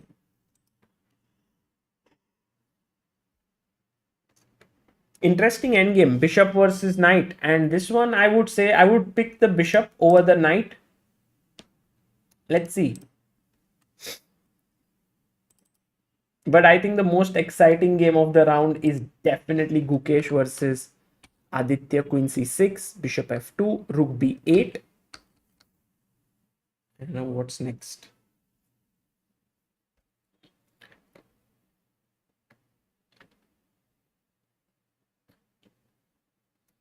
You know, through watching players like Gukesh, we are able to see what it must be like. For example, when Anand was young, when Vishy was maybe 16 or so, and he would be sort of equal at some point with his peers, like all the players with whom he was competing. And then when he turned like 16, 17, he was already so much better than everyone else.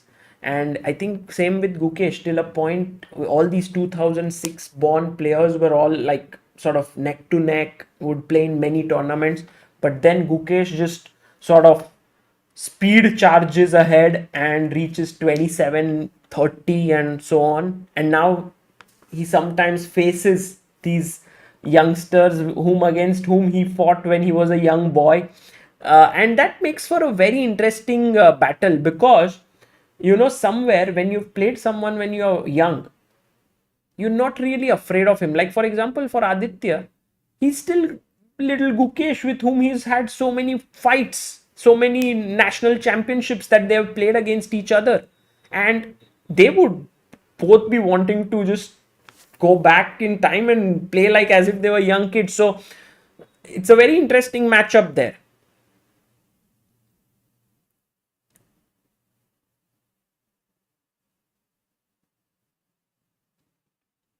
What if Anish draws and VD wins? Will they be equal? Yeah, very interesting. I think the next round we will have many such permutations, combinations. For now, Rook D2 played by Aditya, and Gukesh might want to get this D4 break somehow. But look at the number of pieces there. 1, 2, 3, 4. 4 pieces on that square. So not easy. But what to do next otherwise? How does black break through? Because he needs the knight to come in from somewhere. But from where? Does he go from c5 to d3? But then he goes to d3, he just loses because this pawn is pinned here. Aditya has just 58 seconds. Gukesh has 3 minutes 52. Meanwhile, Magnus Carlsen and Anish Giri have drawn their games, which is a big result for Anish. It's a very important result for Anish Giri, and I think a good one, because holding Magnus, good job by him.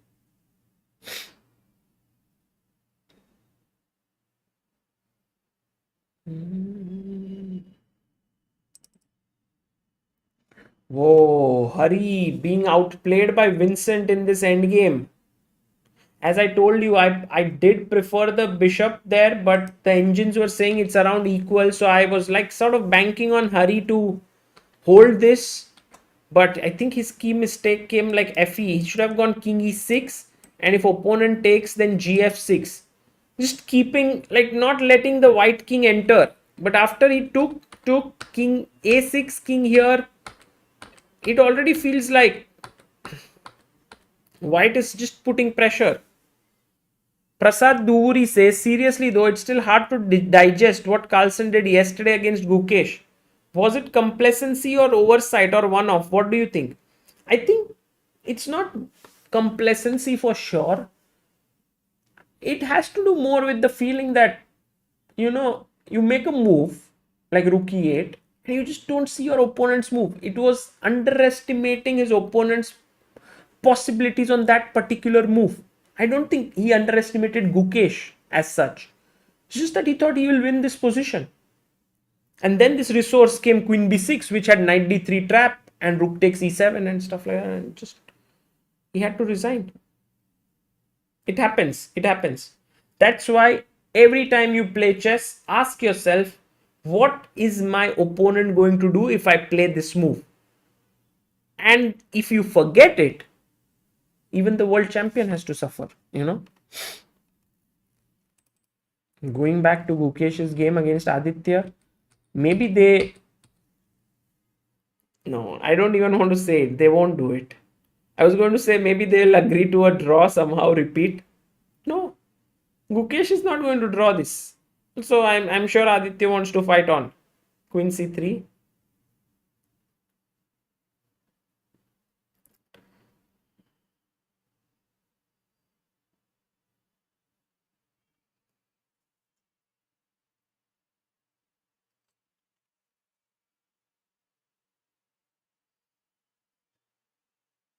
Heaven makes a very important point. I every time ask what could the opponent play here every time after my turn, and in the end I lose by time. So that's why I think you should play with more time.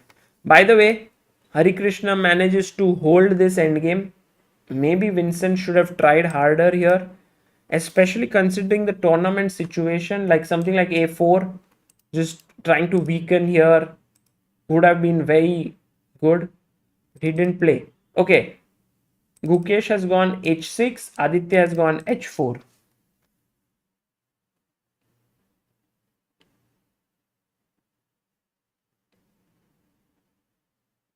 H5. Aditya is moving here, but maybe he's looking for some kind of a storm. Doesn't look likely. Doesn't look likely that happen.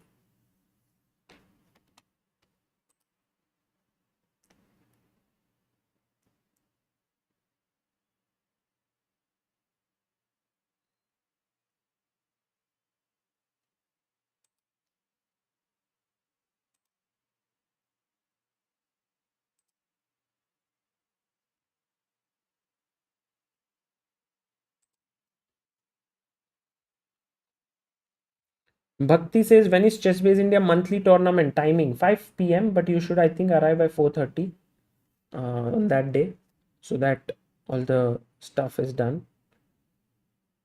Guys, we have some very interesting plans coming up at the chess club in Mumbai and hopefully in other cities soon. But a lot of things that will happen as the days go by, and we are very excited. But meanwhile, Gukesh has attacked the a3 pawn. Now it's really these two youngsters fighting it out. Aditya has to. What if Aditya decides to go queen b2? I think Gukesh can start maneuvering his knight. Knight e8, knight e6, and hopefully he can get d4 at the right time. He's played knight f8. Gukesh has brought his knight to f8. King h2 by Aditya. What is Aditya trying to do exactly? Is he trying to go for some kind of an attack here? But yeah, he's going g4. He's going for it. But king g8. Guys, I think Gukesh might get the award for most number of moves played by keeping all your pawns intact. He's played 37 moves and none of his pawns have been captured until now. I don't know if this is a record already, or maybe there are some other games. Joy says, please start a chess club in Delhi. Yes, Joy, whenever we start, we will be knowing about it for sure. Queen b7 played.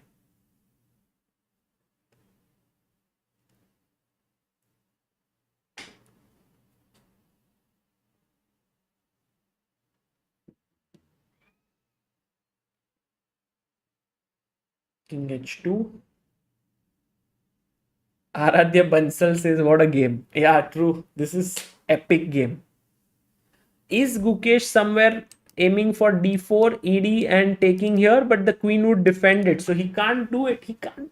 It's a game of patience. It's like you don't jump into it. The moment someone who blinks first is going to lose. So you have to be patient. Patient. 40 moves without a pawn loss for black. Yeah.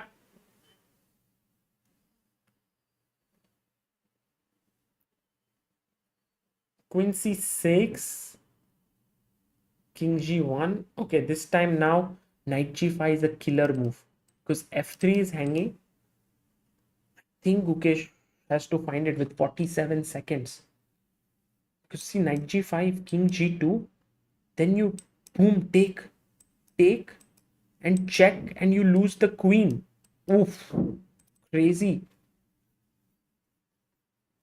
What did he played? King f7. He didn't find it. Rook d1, again knight g5 on the cards. Can Gukesh find it? These little tactical ideas, not easy to spot.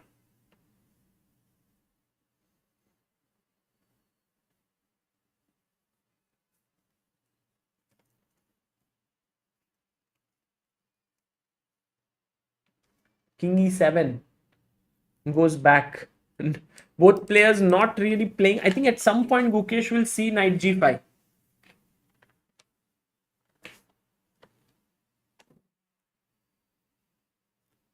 He goes king. He's bringing his king. What the hell?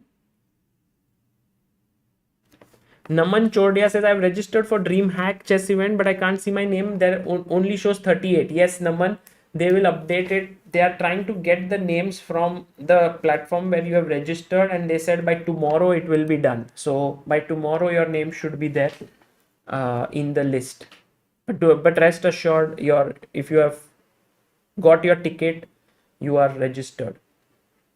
King h2.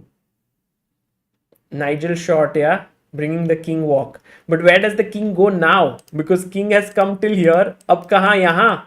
Then the king will be like, अरे यार अपना घर ही अच्छा था यहाँ पर. At least थोड़े pawns तो थे.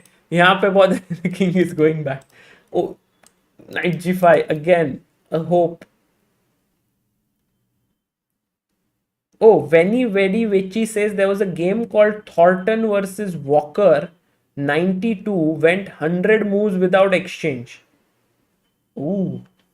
I was not aware of this game. 100 moves without exchange. Everyone is reminiscing some of the other famous game. Um,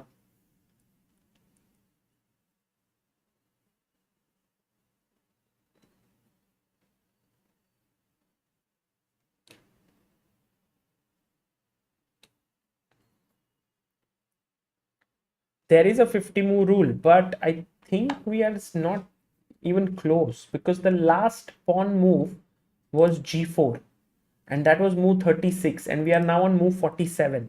So it's only been 11 moves since the last pawn move. King ki ghar wapsi. They are just playing with each other's mindset there. King h7. Okay.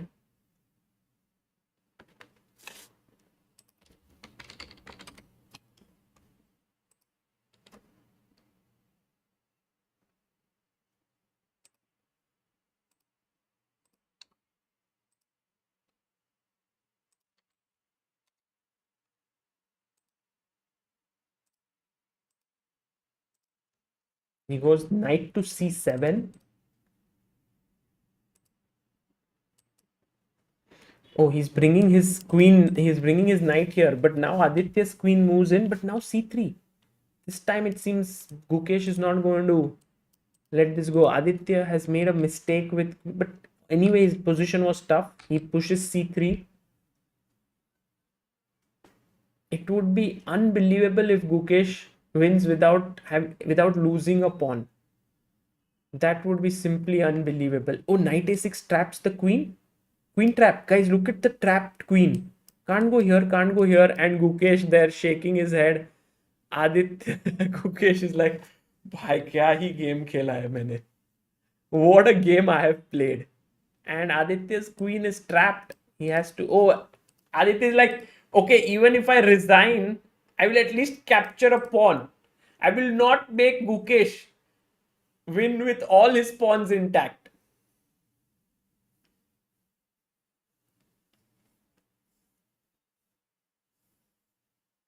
Yeah, Gukesh wins there. So, a very important round there. Great game by both these lads. Great fighting chess by Aditya and Gukesh. And right now, these are the standings we have. Whew. With last round to go, everything to play for. Duda is on 28 points. Mamedyarov on 26. Gukesh on 24. I think Gukesh and Arjun both have made it with 24 points. They are through to the final 8. Abdu Sattarov 23. Magnus 23. Richard Rapport 22. Anish Giri 20. Vidit 18. So now it's a fight between Anish Giri and Vidit. Because if Anish Giri wins, Vidit is out. Right? Anish is facing, I believe Anish is facing Arjun. Oh, Arjun versus Anish. And Vidit is facing Anton Guyaro. Oh my god. So if Arjun beats Anish, Vidit beats Anton, I think Vidit is through. And if Anish draws with Arjun, and if Vidit beats Anton, both are on equal. Oh my god, what a round! What a round. Anish draw also Vidit out, they say, because Anish has beaten Vidit in their personal encounter. Correct. Okay, let's see, guys. This is going to be a huge important game. So let's see if Arjun, what does he do? Hello. And we have a guest joining us for a few minutes. 1 second. Hello. Hi, Sagar bhai. How are you? I'm good. 1 second. Let me just make sure that everyone can see you here. And guys, we have Vedika here joining us. Vedika, how are you doing? I'm doing well. How are you? Vedika, I just saw some of the pictures that you sent me, and I think you are not doing so well, yes, because you have been working through. Yeah, it's 10 minutes ago picture of mine. 10 minutes ago, and so a lot of chocolates that you are making, and also your father is working, your mother is working. So is it like a full chocolate house? Yeah. So there are many orders, so we have to fulfill it. So it's a and can you tell us, tell the viewers a bit about like this final, this is your final sale before some time, right, that you are doing. Yeah. So So this was the last week of producing Vidika stock. so are you feeling emotional while making them? Yeah, I'll miss this process for sure. But yeah, it's a tough decision. But yeah, we have to do it. Correct. Guys, Vedika is studying. She's already. Vedika, you finished second in your college, right? Yes. In physiotherapy, she finished second in her college, and now she is going to pursue her master's. And just so that all of you are aware of this, I want to just take you through a very small thing before the next round begins. Vedika, very important round right now. Final round will start in like 2 to 3 minutes. But before that, I wanted to show the viewers that this is Vedika's chocolates. Her chocolates, my favorite chocolates in the world for sure. And I don't have any hesitation saying that, because whenever she gives me, I finish the pack in a day. And we started off Vedika's chocolates with her some time ago. It's been almost 1.5 years, 15 months.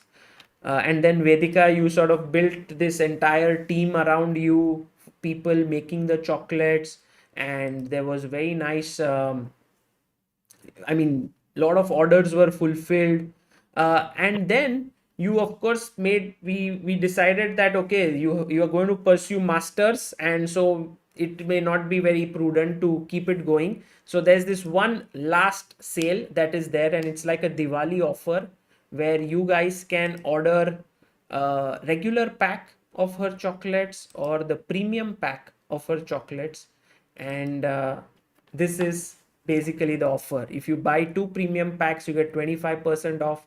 Buy 3 premium packs, you get 30% off. And if you buy 3 regular packs or more, you get 20% off. And also, if you buy a combo, you get 20% off. Vedika, will you send these chocolates to Netherlands? Okay, I'll try. You will try. Of course, I'll you have send to because send to the brand ambassador, Anish, who is right now also in a very tricky situation. He's on, either Anish can qualify or Vidit. Any one of them. It's such a oh, situation. Very, oh very my tense. god. Last round.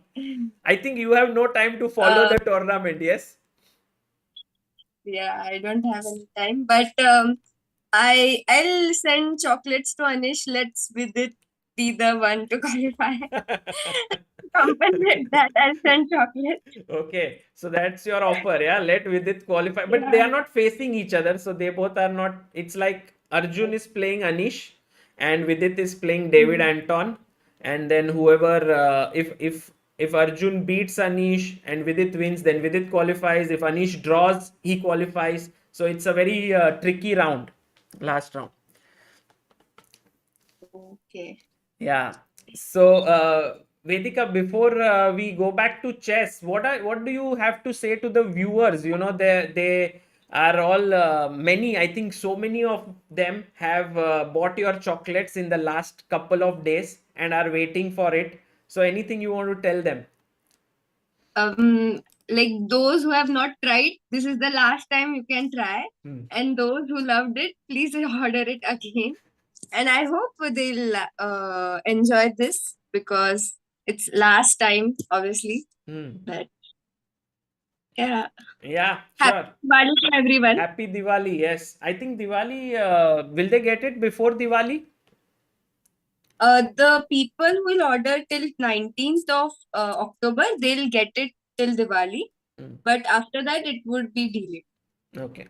So if you order it today, tomorrow, and day after, you will get it at your place before Diwali. And Vedika, how many boxes did you make today?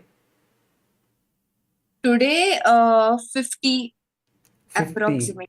Yeah. Acha. Okay. A lot of work to do. I think you must be very tired. So I take some rest, and thank Yeah. you so much for joining in. And it has been an absolute pleasure, being on this journey with you, making these chocolates available to the world. It all started, guys, with this one time when she gifted me these chocolates, and I ate them and I loved it. And from there, to put it on Chess Base India with so many people trying it out, it has been amazing journey. Vedika, you truly have a magical recipe with you. So all the best to you. Thank you so much, Sagar bhai. मेरा ही journey बहुत मस्त था. Like it was a great experience and working with you was a great opportunity for me. So I had a good time and I'll miss this for sure. इसलिए अभी कुछ लग नहीं रहा है ऐसे कि बहुत कुछ है, it's hectic ऐसा कुछ नहीं because this is the last time. Hmm. Yeah. but लोगों ने तुमको busy रखा है by ordering so many chocolates. So देखा चल yeah, it's amazing. And thanks once again, Vedika. Take care. Bye. Yes, bye Thanks for bye. Thank coming. you. Bye. Bye.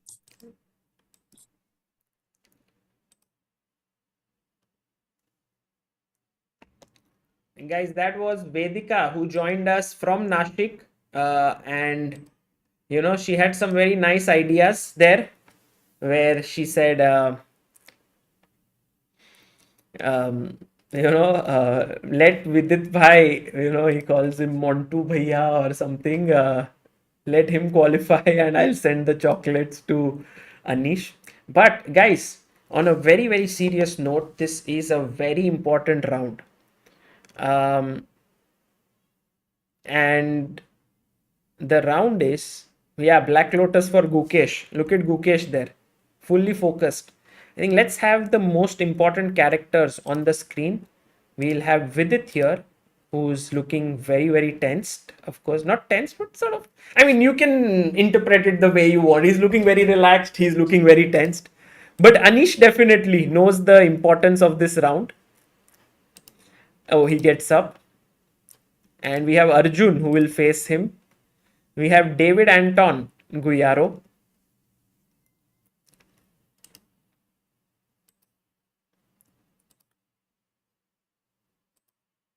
And guys, if you want to get Vedika's chocolates, they are the first 3 links in the description. Please check it out. First 2 links. First link is the link to get the chocolate. Second is her story. Third link is the DreamHack tournament that we are organizing. And by the way, has the game already started? Ooh, game has begun. Arjun Arikaisi plays d4 against Anish. Anish goes knight f6 and we have the London system on the board. Whew. Okay. Who is Gukesh playing, by the way? Gukesh versus Richard Rapport. Okay. Let's have Richard Rapport on the board as well, on the screen as well.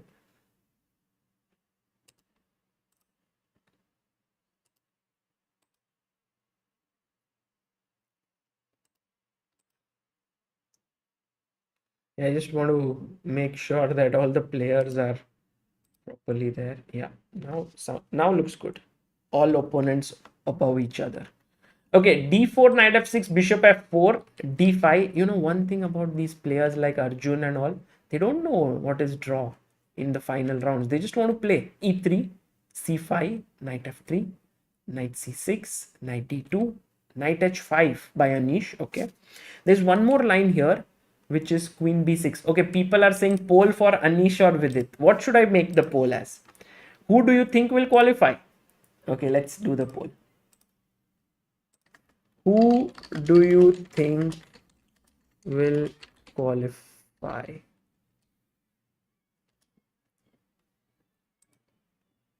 In top 8? Anish, Giri, Vidit, Gujarati. Okay, have asked him. Ishan Garg से मैं vote ही नहीं करेगा. अरे मुझे पता है. I know a lot of you are fans of both Anish and Vidit, so it's very tough to choose. But let's see. Knight h5, bishop e5 by Arjun, e6, plays c4. Interesting move. cd, and now Arjun is thinking. I think pretty good position for Anish here, by the way, because bishop e5, e6, c4. I mean, is this preparation? But then he's suddenly thinking, okay, let's go to Vidit's game and see what's happening there. And Vidit has white pieces. Oh, interesting. Vidit goes e4, c6, knight f3, d5, d3. Vidit playing this line where he can, sort of press, all debates will kind of end if Vidit can't win this game. Correct? It's all about him having to win. Knight f6, g3. He's going for this very interesting King's Indian setup, and I think he should be very happy with what he has got. anyone can tell me why should Vidit be happy with the King's Indian attack here he has got?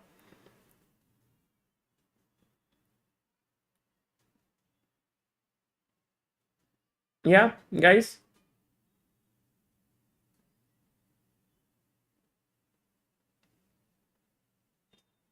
No one noticed it.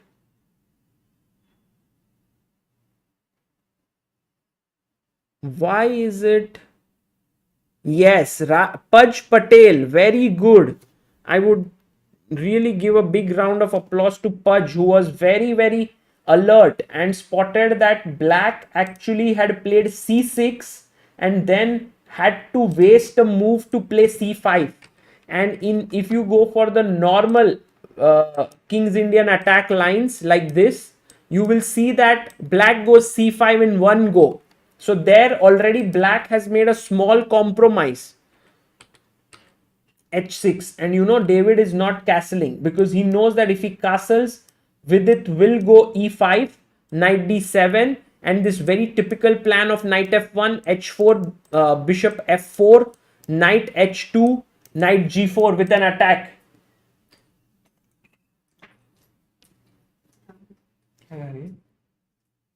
हाँ क्या मंगा है बोल it's Amrut. Oh, he castles. Anyway, he castles. Wow. I just asked Amruta what was she eating.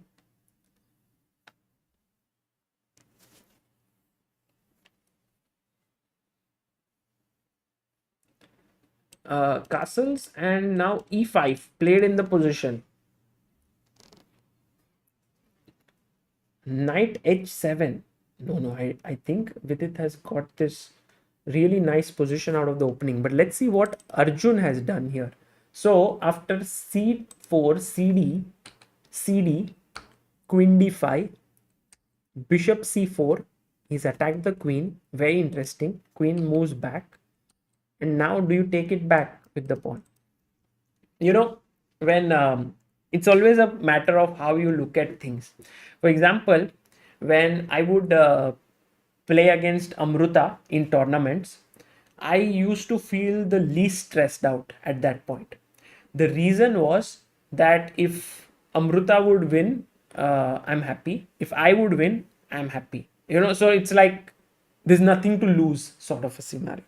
And I think in this case also, somewhere it's like, okay, if Vidit qualifies, great, very nice. If Anish qualifies, okay, that's also wonderful. So it's sort of that situation.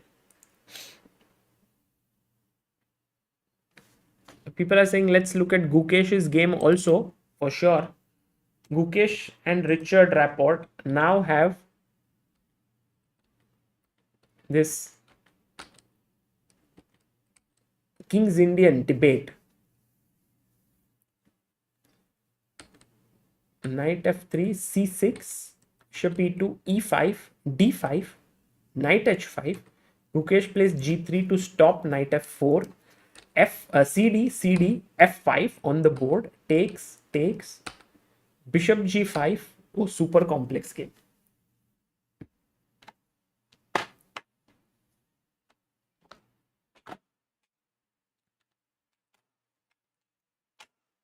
What is the result of the voting?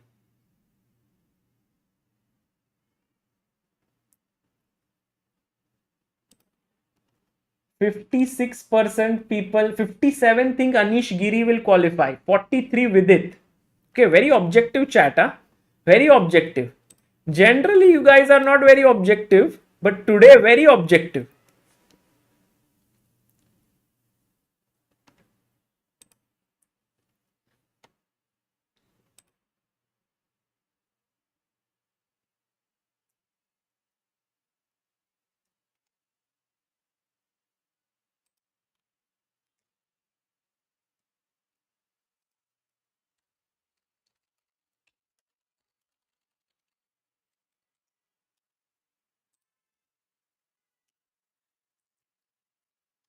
Okay, going back to the game, Arjun versus Anish. संकेत Joshi member for 10 months is death match जैसा है दोनों के लिए ये. हाँ correct, first death match जैसा ही है, सिर्फ दोनों एक दूसरे के साथ नहीं खेल रहे. But it looks, look at Anish, yeah, he's relaxed. He's like, okay, nice position. I'll just, but you know, for Anish to take this is a little tricky. Say, for example, he would have taken here. Then Arjun would have maybe taken with the pawn, stopping the knight from going back. But okay, he first goes bishop e7, queen e2, and Anish has a good position. Meanwhile, Vidit seems to be in some trouble because after castles he went e5, knight h7, a4. Interesting move, a4, b6, h4, f5. He took, knight takes, so very good, all good actually. Here he has this weakness here, a good square here. He can put his bishop here, attack this, but he went knight f1. Actually, it's not so simple because what black wants is bishop d6 and e5, and white needs to stop it with d4. But Vidit goes knight f1, and after bishop d6, suddenly he cannot stop e5. So he goes knight e3 now. But the question is, what about e5? Already black has a brilliant center. So from that perspective, I think Vidit did make a mistake by going knight f1. Because now bd6, he can go d4 actually to stop it. But queen c7. e5 has been played or not? No, he played king h8.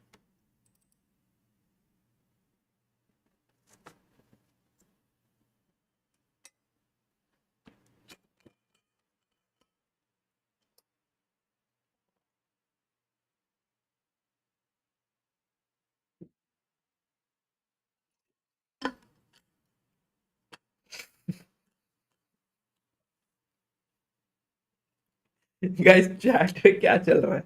कुछ भी चल रहा है.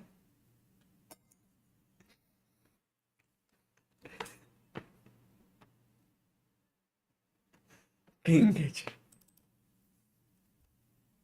ओ भाई, Arjun Erigaisi, no chills, just long castles. I thought, देखो 3 pawn है, 3 pawn ऐसे full king का स्वागत करते हुए. King, we have not moved because we want to give you a great shelter for your life. Please come to our humble abode. We are very happy to invite you. King is like, ठीक है, अगले जन्म में मिलते हैं, long castle, अगले game में मिलते हैं. He just goes long castle.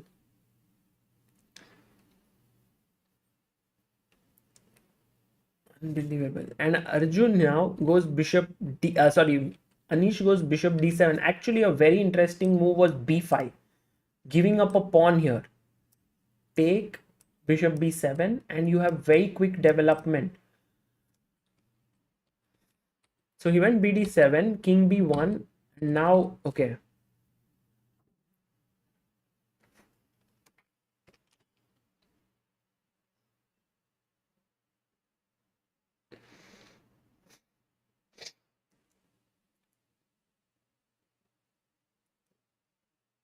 King b1. Okay, let's go to king h8 move here. One game king went here, other game king went there. Meanwhile, oh, very important game, Aditya Mittal taking on Pentala Hari Krishna. Wow, not to be missed. Let's have them on the screen as well. Will Aditya create an upset here, or will Hari end on a winning note? Queen c7. Aditya putting pressure here.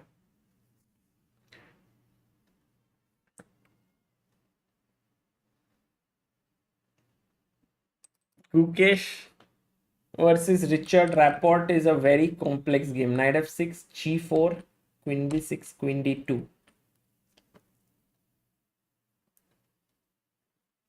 No, Naman Chordia, you don't have to bring laptops at DreamHack. It's an over-the-board event. There will be chessboards for you. And you don't need to bring them.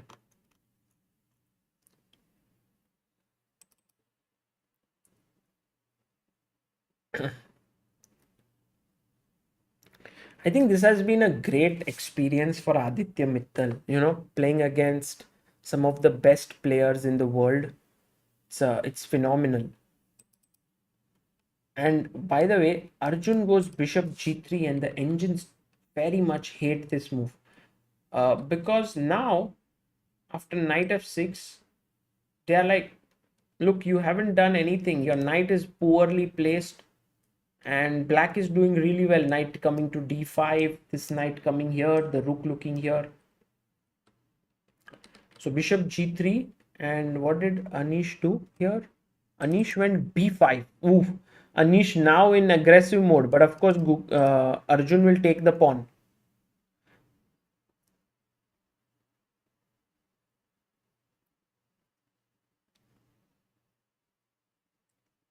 Okay, bd7 played by Anton, because with it, when knight h2, bishop d7, and now this is the position on the board.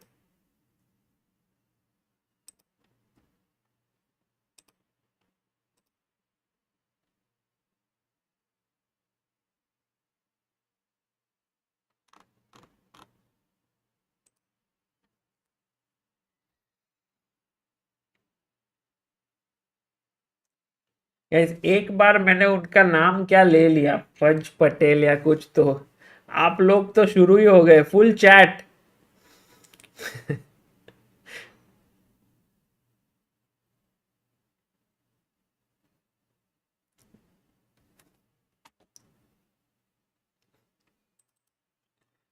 fg4.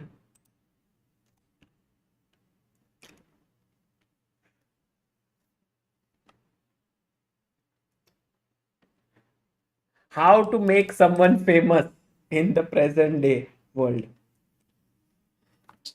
Okay, fg4. And now Gukesh, there's pressure here. Okay, let's focus, guys. Focus. I think knight g5 is what Gukesh wants to do, because then he controls the e4 square like this with his knights. And if you play h6 here, maybe he just goes in and gives up a pawn. Okay, sorry, queen is hanging. Bishop takes de, queen c6, long castle. Yeah.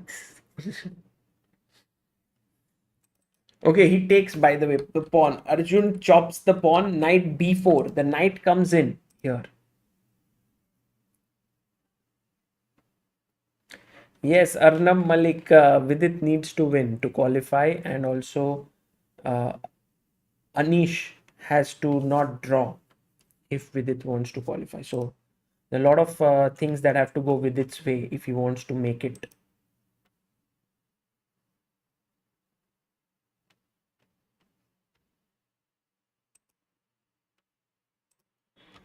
So now with bishop c4, he goes back. But I think this is a position which is very interesting for Anish, because mainly he's got his very nicely placed pieces. Also, the queen can come to a5, putting pressure here. So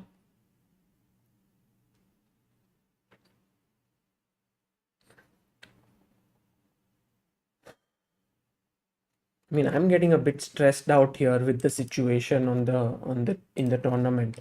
Bishop d7, queen e2. I can only imagine how stressful it must be for the players. And for now, it seems like David Anton is doing a tremendous job putting pressure on Vidit, because Vidit is kind of crumbling here. He's moving his pieces back and forth without too much happening. And now if e5, I'm not sure what's happening, because the knight cannot take here, he cannot take here. Did he play e5? No, he just brought his rook in. I think he's just taking his time. He will get in e5. His bishop will be looking here, the other bishop looking here, the knight here, knight here.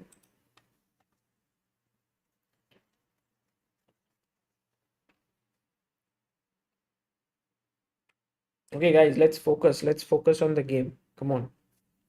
Meanwhile, look at Hari Krishna, how he has launched an attack. by first playing f4, e5, bishop moves here, attacking the rook, rook moves, and now king h1. So excellent play by Hari Krishna. Rook g1, and with this bishop latently looking at g7 along with the king, along with the rook, it looks bad. Like for example, if you play fe3, boom, knight d5, and this is all over. So it doesn't work out here.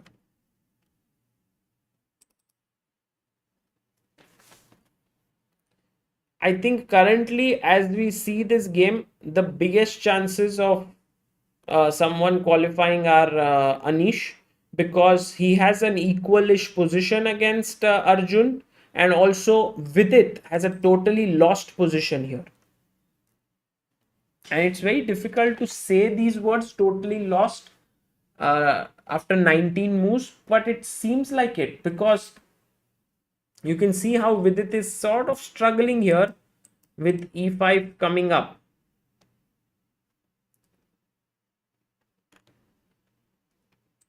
Eric Hansen is winning against Nils Grandelius. Mamediaro and Naroditsky drew. Whoa, big game here. Duda versus Magnus Carlsen. And there's a lot to fight for, because it's also like no one wants to. I mean, if you finish on a specific position, you finish first, you play with the 8th player, and so on.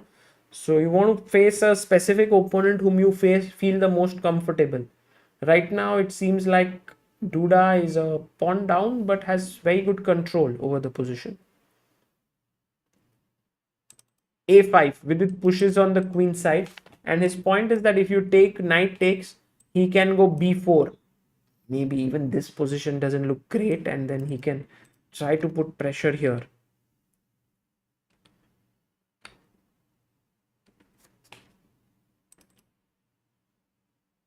Meanwhile, 95 played on the board by Hari Krishna.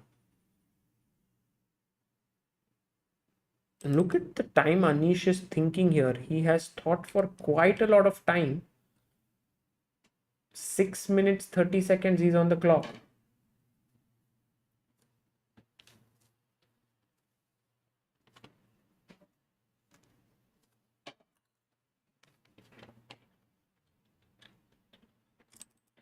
Gukesh versus Rapid.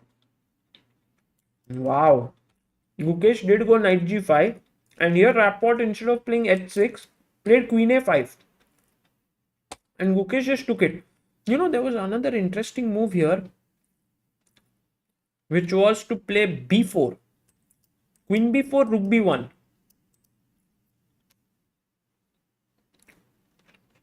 Yash says VD will win, he's calm. But Yash, his position looks dangerous. Oh, but he's got some play now. b4, takes, knight b3, take here.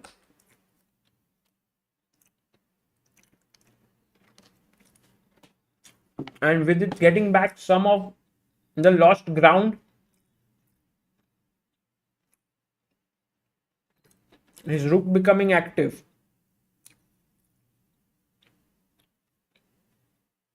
And my god, look at Anish. He's down to 5 minutes. What is he thinking about here? Is he thinking of some sack?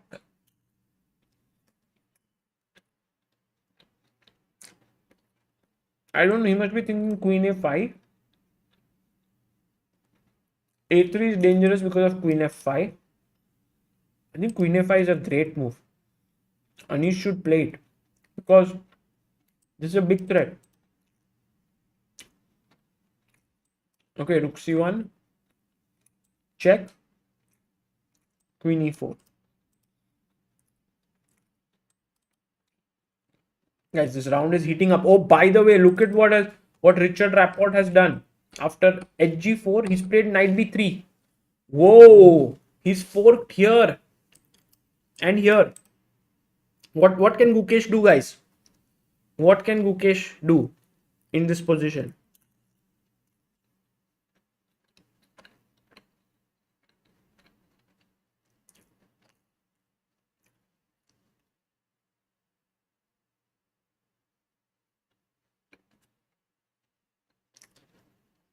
Queen d3, yes.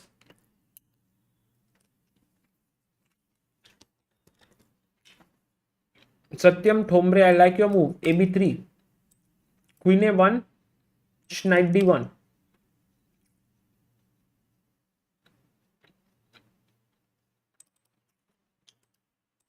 So giving up an exchange is not a bad idea here. Oh, meanwhile, look at Anish's move. Anish has simply made a huge mistake. But, guys, we can't take it lightly. The engine's showing a huge advantage for Arjun. But how? Knight e5. Bishop f5 check. And I think any other move loses. If you go here, knight c2 and it's over. Some deadly disco. What's the move here? Yeah, exactly. Shashank Dikshit, you are right.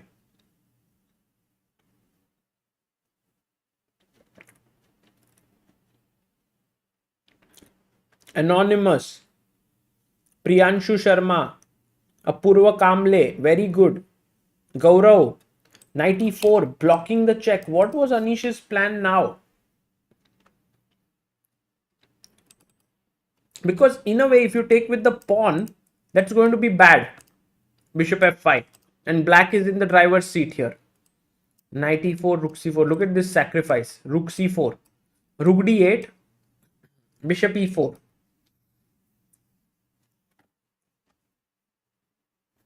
So while Anish has made an error, Arjun has to find this knight e5,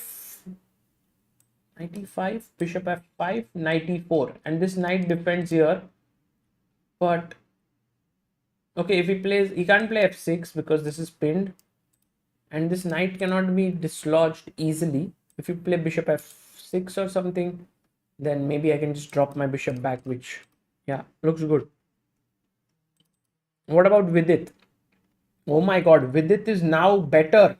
So guys, this is actually turning into quite a danger. What a round this is, because bishop b5, rook b7, he plays rook b8, take, and now can Vidit find this killer move? Guys, it's not a winning move, but it's a brilliant move, and Vidit needs to dig deep to find this one. Can you spot it? White to play. It's an amazing move here. By the way, Arjun has taken on e5, and now Anish has to play. What does he do? Meanwhile, Vidit's move. Oh my god, few of you have found it. Unbelievable. It's not knight d4. Knight d4 is the second best move. All those who have said, well done, knight d4, because queen d3 comes in. Move is knight c4. Crazy move. Crazy. I don't think it's easy for Vidit to spot it. But if he spots it, take. Bishop hanging. Wow. And with it taking his time, and he's very focused on the board. Can he spot it? I think this is the key moment of the entire tournament for Vidit, for everyone, because that means we'll know who will qualify. Meanwhile, Arjun has blocked with knight e4 and is now totally winning this position. He's better. He's just going to drop his bishop back. He's going to push the knight away. So Arjun clearly better. How many of you think will Vidit find this? I think it's very, very difficult. Very difficult. You have to sort of switch your mindset because you are defending. Suddenly you have to find this move where you put, your brain is generally not trained to look at square. Oh, he finds it. He plays it. Oh my god, he's seen it. That means Vidit is now better. What a move by Vidit Gujarati. And this can really mean that he can win this game. Look at the bar. He's supporting him. His position looking very good now. The knights are jumping to the e5 square.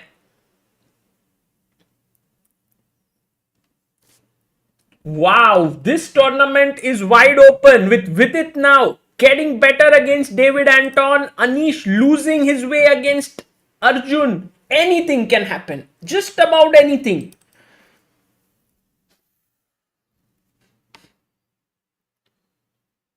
What a move. And now, do you know the best move for black is to actually take with the bishop? You can see David Anton there. He's got into the typical chess player pose, thinking for his move. D takes c4, possible, but here is the key move, which is rook takes e6, attacking this bishop. And now after, let's say, queen d3, you can take, bishop takes, and rook d6. And here, very good chances of pressing, because this is weak, this is weak. I still feel it's very tough for Vidit to win this game. But, I mean, from the position he had like 5 moves ago, I mean, he was reeling under pressure here. There was nothing almost that he could do. And from there, all of a sudden, he's come here.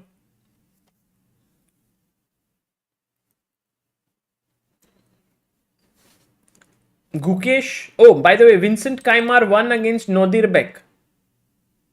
And Gukesh has, whoa, what a position. Bishop f5, he's going to take on f8 now. Gukesh is better. But this is not a position where you can trust the engines, guys, because, I mean, both kings look exposed and the bishops look definitely better. But somehow, it seems like with an e4 and the queen coming in like this with rook g1, white has better attacking chances. Aditya Mittal in trouble against Hari Krishna. Hari is an exchange up. But going back here, Anish has moved his queen to b6 after Arjun has just, okay, he went back, f3, good move, queen b6. And now many moves are better for Arjun. I think the easiest is to go rook h1. I was wondering a3, but you know a3 later on does weaken this pawn because there's a pin here. So a3, maybe knight c6 back. It's also playable. When you have so many good moves at your disposal, you start to feel that, you know, white is going to take this home. I think Arjun is going to win.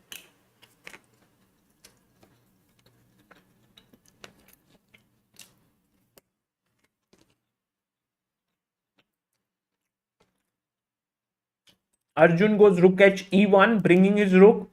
Anish now speeding up with knight f d5. He needs to play fast because he has just 1 minute 44 seconds. And now a3. Kick the knight away. That should be good. Meanwhile, David Anton, very good move, takes on c4. Now Vidit once again should not take this back. Okay, he can take it back, but then knight e4 and black is doing quite okay. He has to take on e6. But again, it's not so easy to assess such a position. Rook e4, rook e6. And then you think maybe he will go bishop g3. And then dc4. Crazy stuff. Crazy stuff. Now, bishop hanging, pawn hanging. But with it, if there is a day where he has to sort of dig deep and find all the moves that help him to win, it's today. Because this can mean the first time he qualifies for the knockouts of the Champions Chess Tour. Or he doesn't. That's a huge difference if he can find the moves. Bishop b3 played by Arjun Erigaisi. Arjun has just dropped his bishop back, but now, oh, rook c3. What sort of a move is this? Anish Giri showing his class there, and he's saying to Arjun, "Bhai maar le, main check dega, ye pin hai, your queen will hang." What a move! And he's threatening to now just chop off this bishop. Just showing brilliant chess, guys. Brilliant chess. This round is filled with brilliancies. Rook c3. From where did he find it? Actually, this was a3 was the very powerful move here. But the moment he moved his bishop, Anish was like, boom! What a move. And Vidit finds another classy move. Rook takes c6.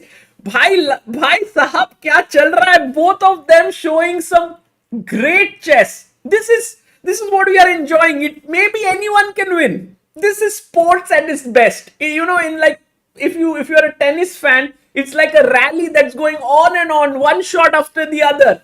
And you are like, okay, I don't care who wins at this end of the rally. Knight d7, and all of a sudden the game is wide open. Wide open, queen a5 now. And now queen a5, I don't know what crazy position. Queen a5, he's played it. He's threatening take. Bishop d5, taking here, important move. Now rook c2, only move. Can Anish find it? Because if knight d5, knight here, this is winning for white. So Anish has to spot rook c2.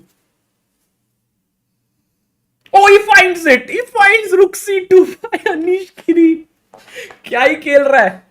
Anish Giri playing amazingly well.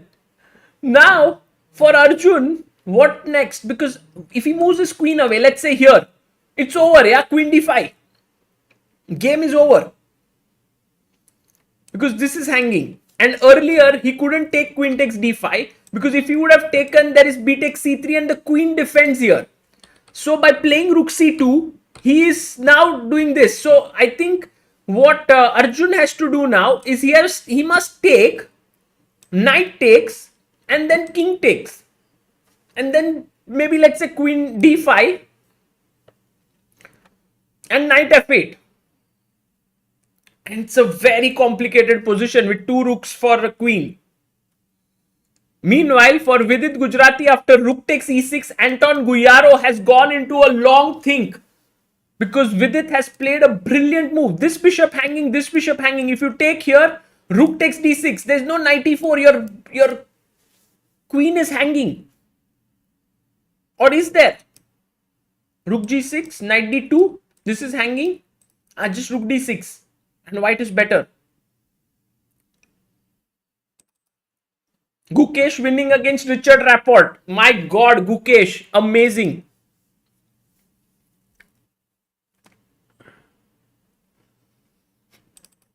Guys, what a round this is.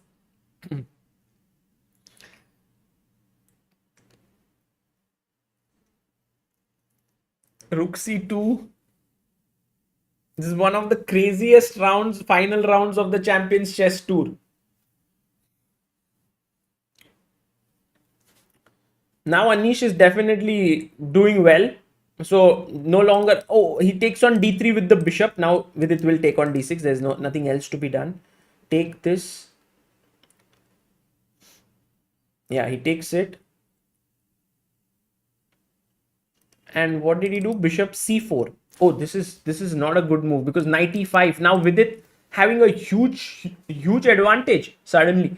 Knight e5 is big because queen b1, king h2.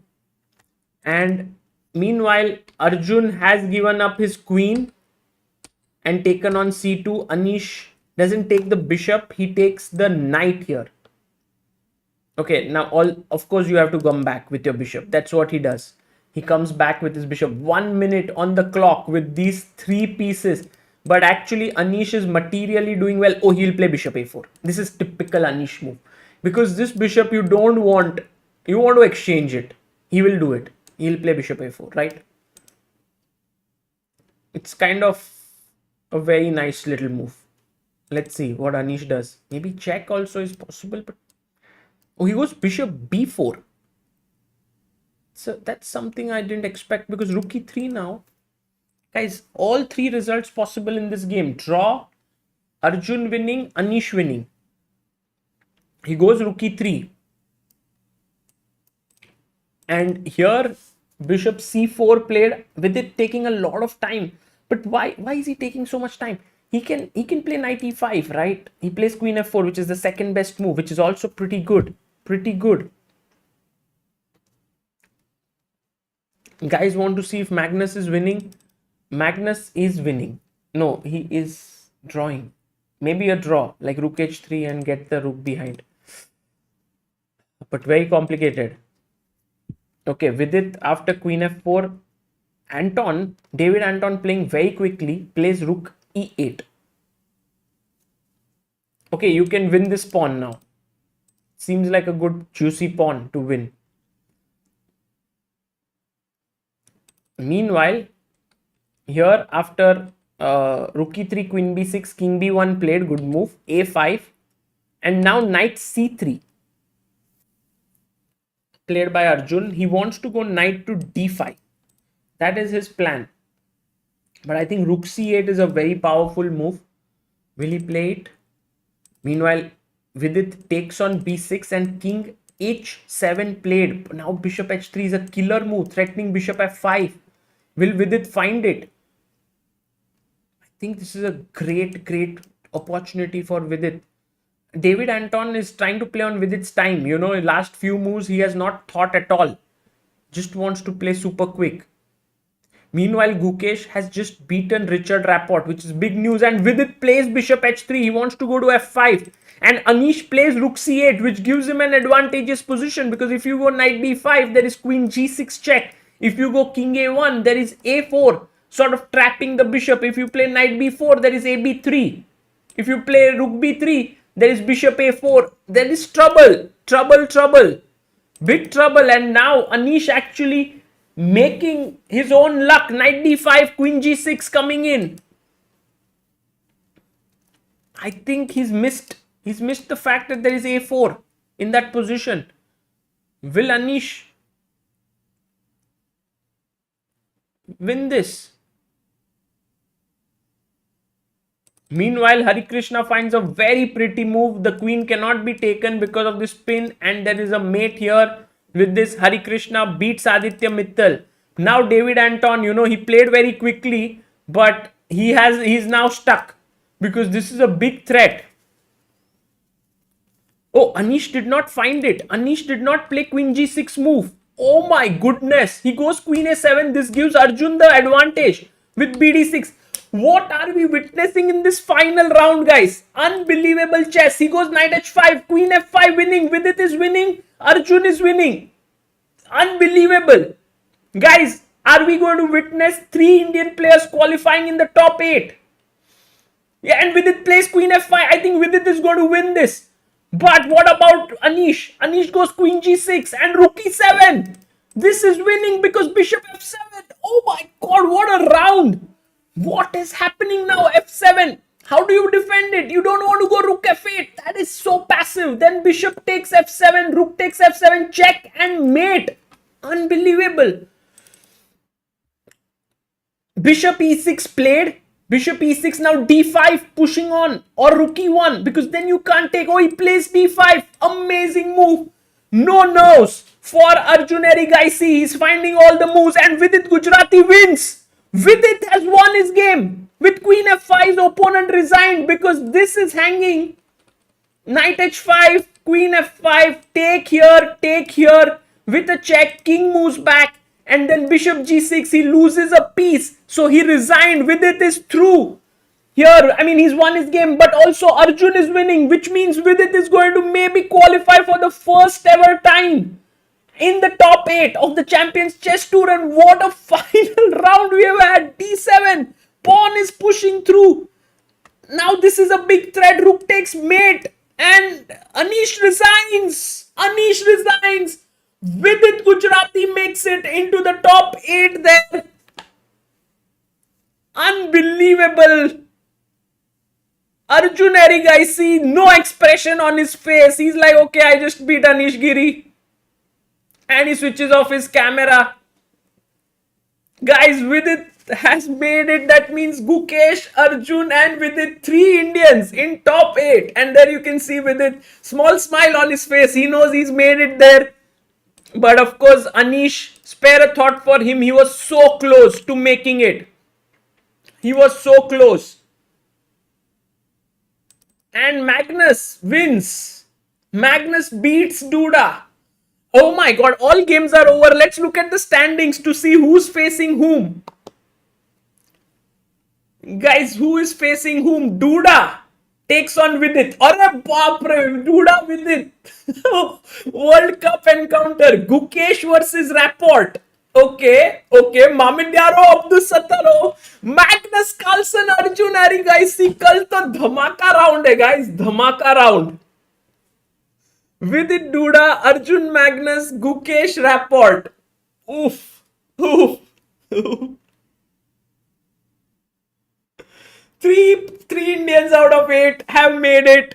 Unbelievable. Insane. Insane. Guys, what a round we have just witnessed today. It is just I don't have words to say. What do you feel? Chocolates to Netherlands.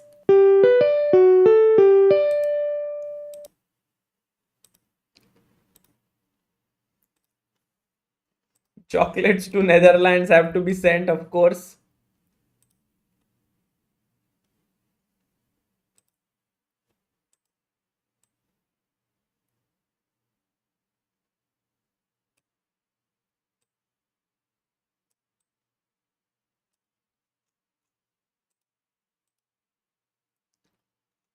Second, what is this? And guys, 4 Indians have won the round. Yeah, this was an epic round.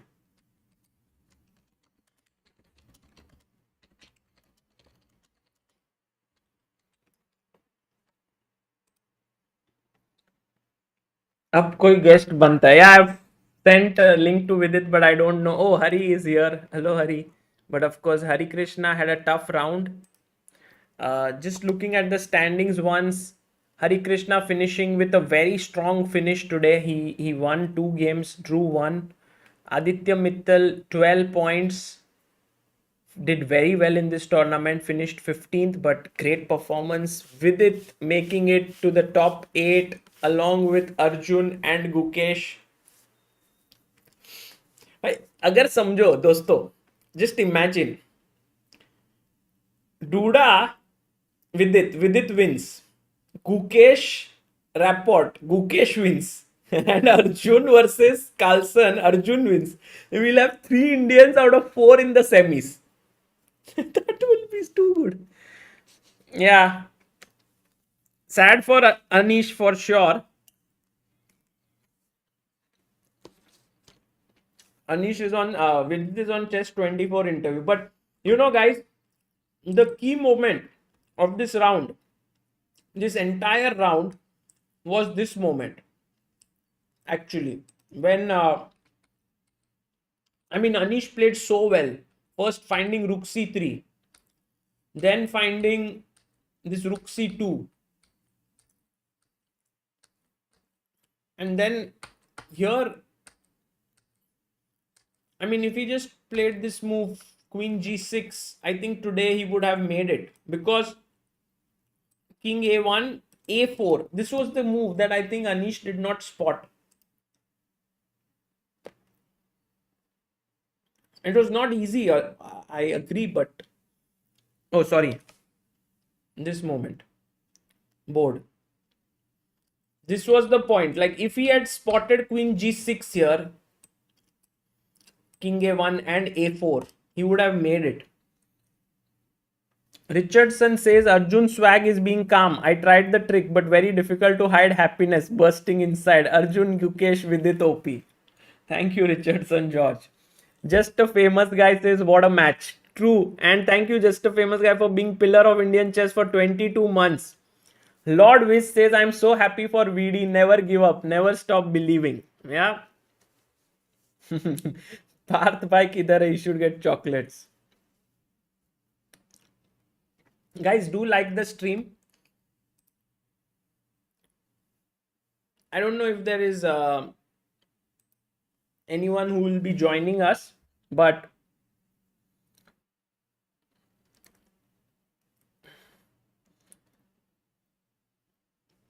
what a round. What a round. And guys, before we end this, I want to show you something. Okay. Are you ready? Please first you tell me whether you are ready or not. If you are ready, then I can show you.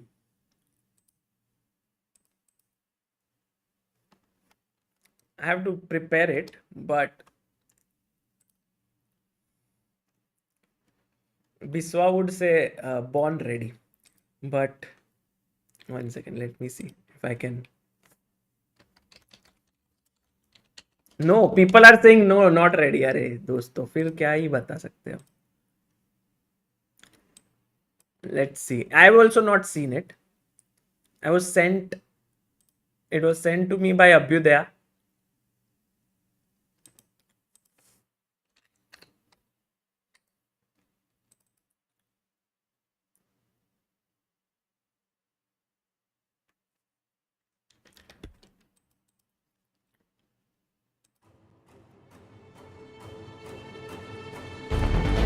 Rookie 8, massive blunder by Magnus Carlsen. His blunder takes it, check, check, check. But he's played rookie 8, and all of a sudden, Gukesh completely winning after queen d6. Cheat gaya, cheat gaya. Arjun has won. Magnus Carlsen is like, I'm blundered. Besides, Gukesh has beaten the world champion. Arjun Erikai's team beats Magnus Carlsen.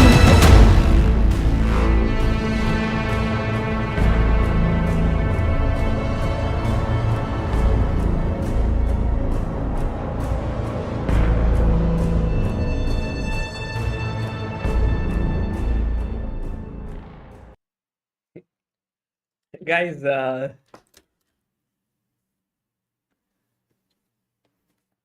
this was a very nice one made by Abhyudaya, and we have published this video on our channel. If you can just go there and comment whom you are supporting for the death match, just write a comment or just anything.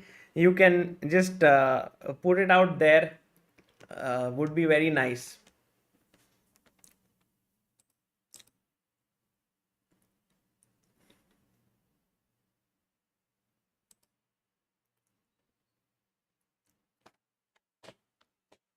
Pratichi in the chat. Pratichi was the one who first made this tweet saying that there are two people, two players who have beaten Magnus will face off against each other in the death match. So thank you so much for that.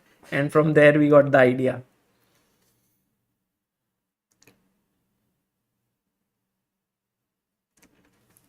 Devanshu Gupta says Magnus be like, हाँ अभी बताता हूँ next round में. Yeah, Magnus versus Arjun, guys. That is going to be a huge one there. And also we'll have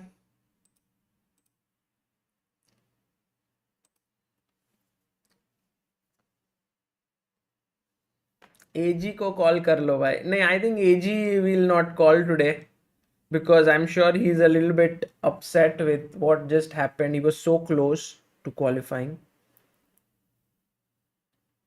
Thoughts on Biswa being highest rated in COTB? Yeah, I think Biswa is in great form, at least from what I saw playing at the club and in general. He's in very good form, so I think he has a good chance of winning this COTB.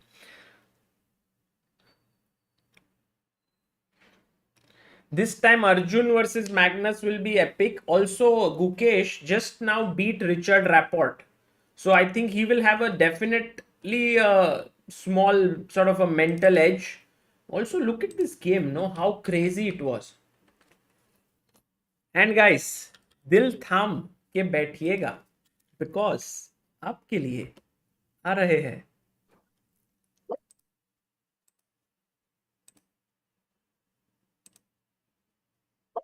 Hello? Hello, hi Sagar bhai. Hello, Vidit. Bye. How? What just happened in the last round? Amazing round. Yeah, completely unexpected. Completely unexpected. मैंने तो सोचा ही नहीं था.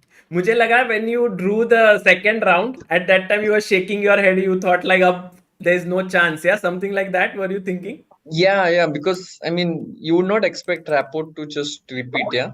And probably in hindsight, I could have played a better opening, but I was not really. I did not know that draw is good for him. So it was a kind of a surprise. Yeah, I mean, it just means that you have one game less, and this format really appreciates wins. Yeah, 3 points, it makes all of a difference. It was, and you know, the last round, it was like a thriller. It was like a movie because somewhere Anish had to lose, you had to win. And Anish was at some point better. You were at some point lost. Oh, yeah, very bad position. Yeah, it was complete unexpected turn. Yeah. Like, I mean, we were I mean, looking till here, and I thought, no, like, you have nothing in this position.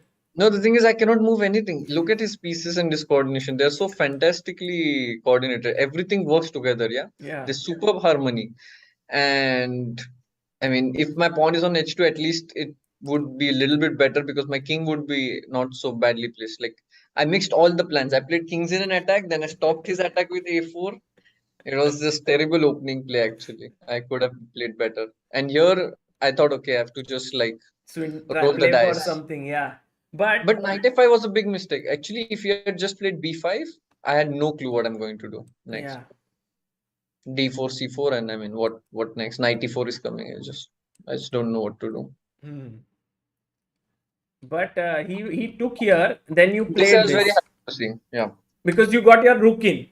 Yeah. Probably what he missed is bishop b5 he wanted. And now bishop c3. You mean here, yeah? No. Instead of taking on d2, he wanted bishop b5. It looks like you're winning a pawn, but he missed bishop c3, I think. Because you take on d3, queen b2. Suddenly, all my pieces are super active. Oh, nice. Now they work in perfect harmony. So that's what he missed, I think. So he went, he took here, Yeah. and you know, this was the moment where, Rook b7 was very precise. yeah, and very this- nice move.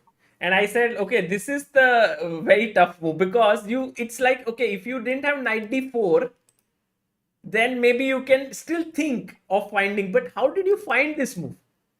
When I played Rook b7, I realized that there was this knight c4 idea. Like it hit my mind, and probably I thought it should not work. Like DC, bishop g3, something should happen, I thought. But after exchanging rooks, it looks even better to play knight c4 because now his pieces are not coordinated, and this rook is perfect on e file, and his d6 bishop is loose. Right. It just worked perfectly. I saw this idea one move before, but now it worked. And this turned it around because I think he was very shocked at this point when you played this move. Oh, okay. I did not see his webcam. No, so I didn't see his expression, but from his moves that happened next, I think he okay. kind of collapsed, right? Yeah. So take. No, rook e6 was also Oh, very important, right? Initially, I wanted DC, Yeah. but then knight e4, queen b2, rook f8. I mean, I don't think white is really better here. Rook e3, queen f6, I thought. And I thought that it's very hard to win this position. Yeah. This would not be But easy. this rook e6 was very nice. Like, I give a piece, then I attack again this bishop. You had Now to believe in your calculations, which is never easy with less time and all of it. So it was amazing. Yeah. And here, I think the lines were fantastic. I thought he'll play bishop g3. Yeah. What was your plan to that?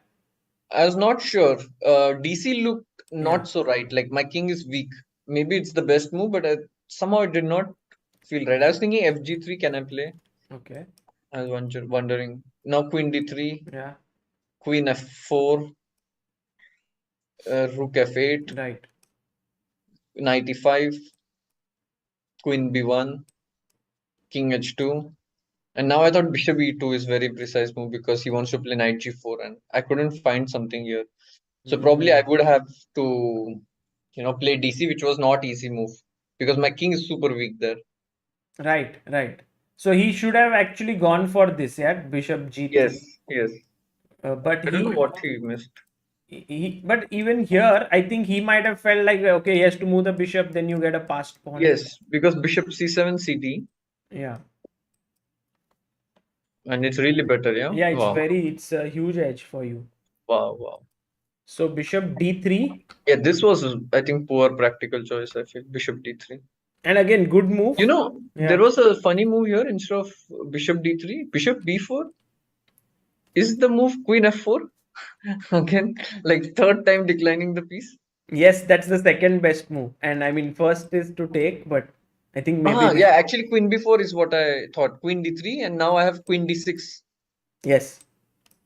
And I'm taking rook f6. This is what I saw during the game. Correct. But queen f4 was also nice. Again, not taking the bishop, like for the third move in a row. Right. That would have been very cool. But he played here, and then I think this king. He Yeah. was trying to play on time. He was trying to push you with making 3 quick moves. Actually, instead of rook b6, there was this nice thing, 95 I wanted initially. Like, I mean, not initially. I thought of this. Queen b1, king h2, rook e5, and now rook f6. Because queen e5, knight g4. And I was like, wow, rook b6 is so tempting, but maybe knight e5 just wins, you know. But the point is, he takes on e5 first, First, oh. then gives a check. And Then then I if don't you have rook take f6. check, you can't play bishop f1. It's controlled. You have to go and you lose the queen. Oh my god! Exactly. You would have lost there. Yeah. So there were still tricks. Rook b6, and now, yeah, I don't know what he can do. King h7 was probably not correct. Yeah, that just loses. And you found bishop h3, which was the most important move there. Yeah, bishop f5 is coming. Knight h5 was like surprise, but I have this queen f5. Yeah, very nice. The point is that he loses the piece, yeah? Yes, bg6. Bishop g6. Yeah. I thought he'll still play on, but he just resigned. Then. No, I think with it, this was such a high pressure encounter, and to sort of play this series of best moves, I think starting from move number 27 to move 34, some 7-8 really great moves led to this first ever qualification in the Champions Chess Tour knockouts. Actually, yeah, I'm not so happy with the initial part of the game, but it shows that if I play like how I did in the end, with this rhythm, I can really find good moves in very little time. So I have to, somehow make sure that I get into this zone where I am able to play this. Yeah. And tomorrow, Duda facing Yeah. the player who you have played so many games against him already, a match at the World Cup and so many things. So any thoughts on that? Yeah, I'm very upset that he won against me in the prelims because I was winning that game, and he's very good in the last few minutes. Like when there is very little time on the clock, he plays at a very good level. And there I kind of misplayed and lost that game. So tomorrow I have to just make sure that in such moments uh, I play at my best. And I think if I do that, then I have good chances. It is going to be fun because 3 Indians in the top 8, and who knows, maybe 3. What are the other matchup? The other matchup is Arjun versus Magnus. Oh, wow. Yeah, Arjun Magnus. There is Gukesh Rapid, and we have Duda and you, and Mamed Yarov and wow, good matchups.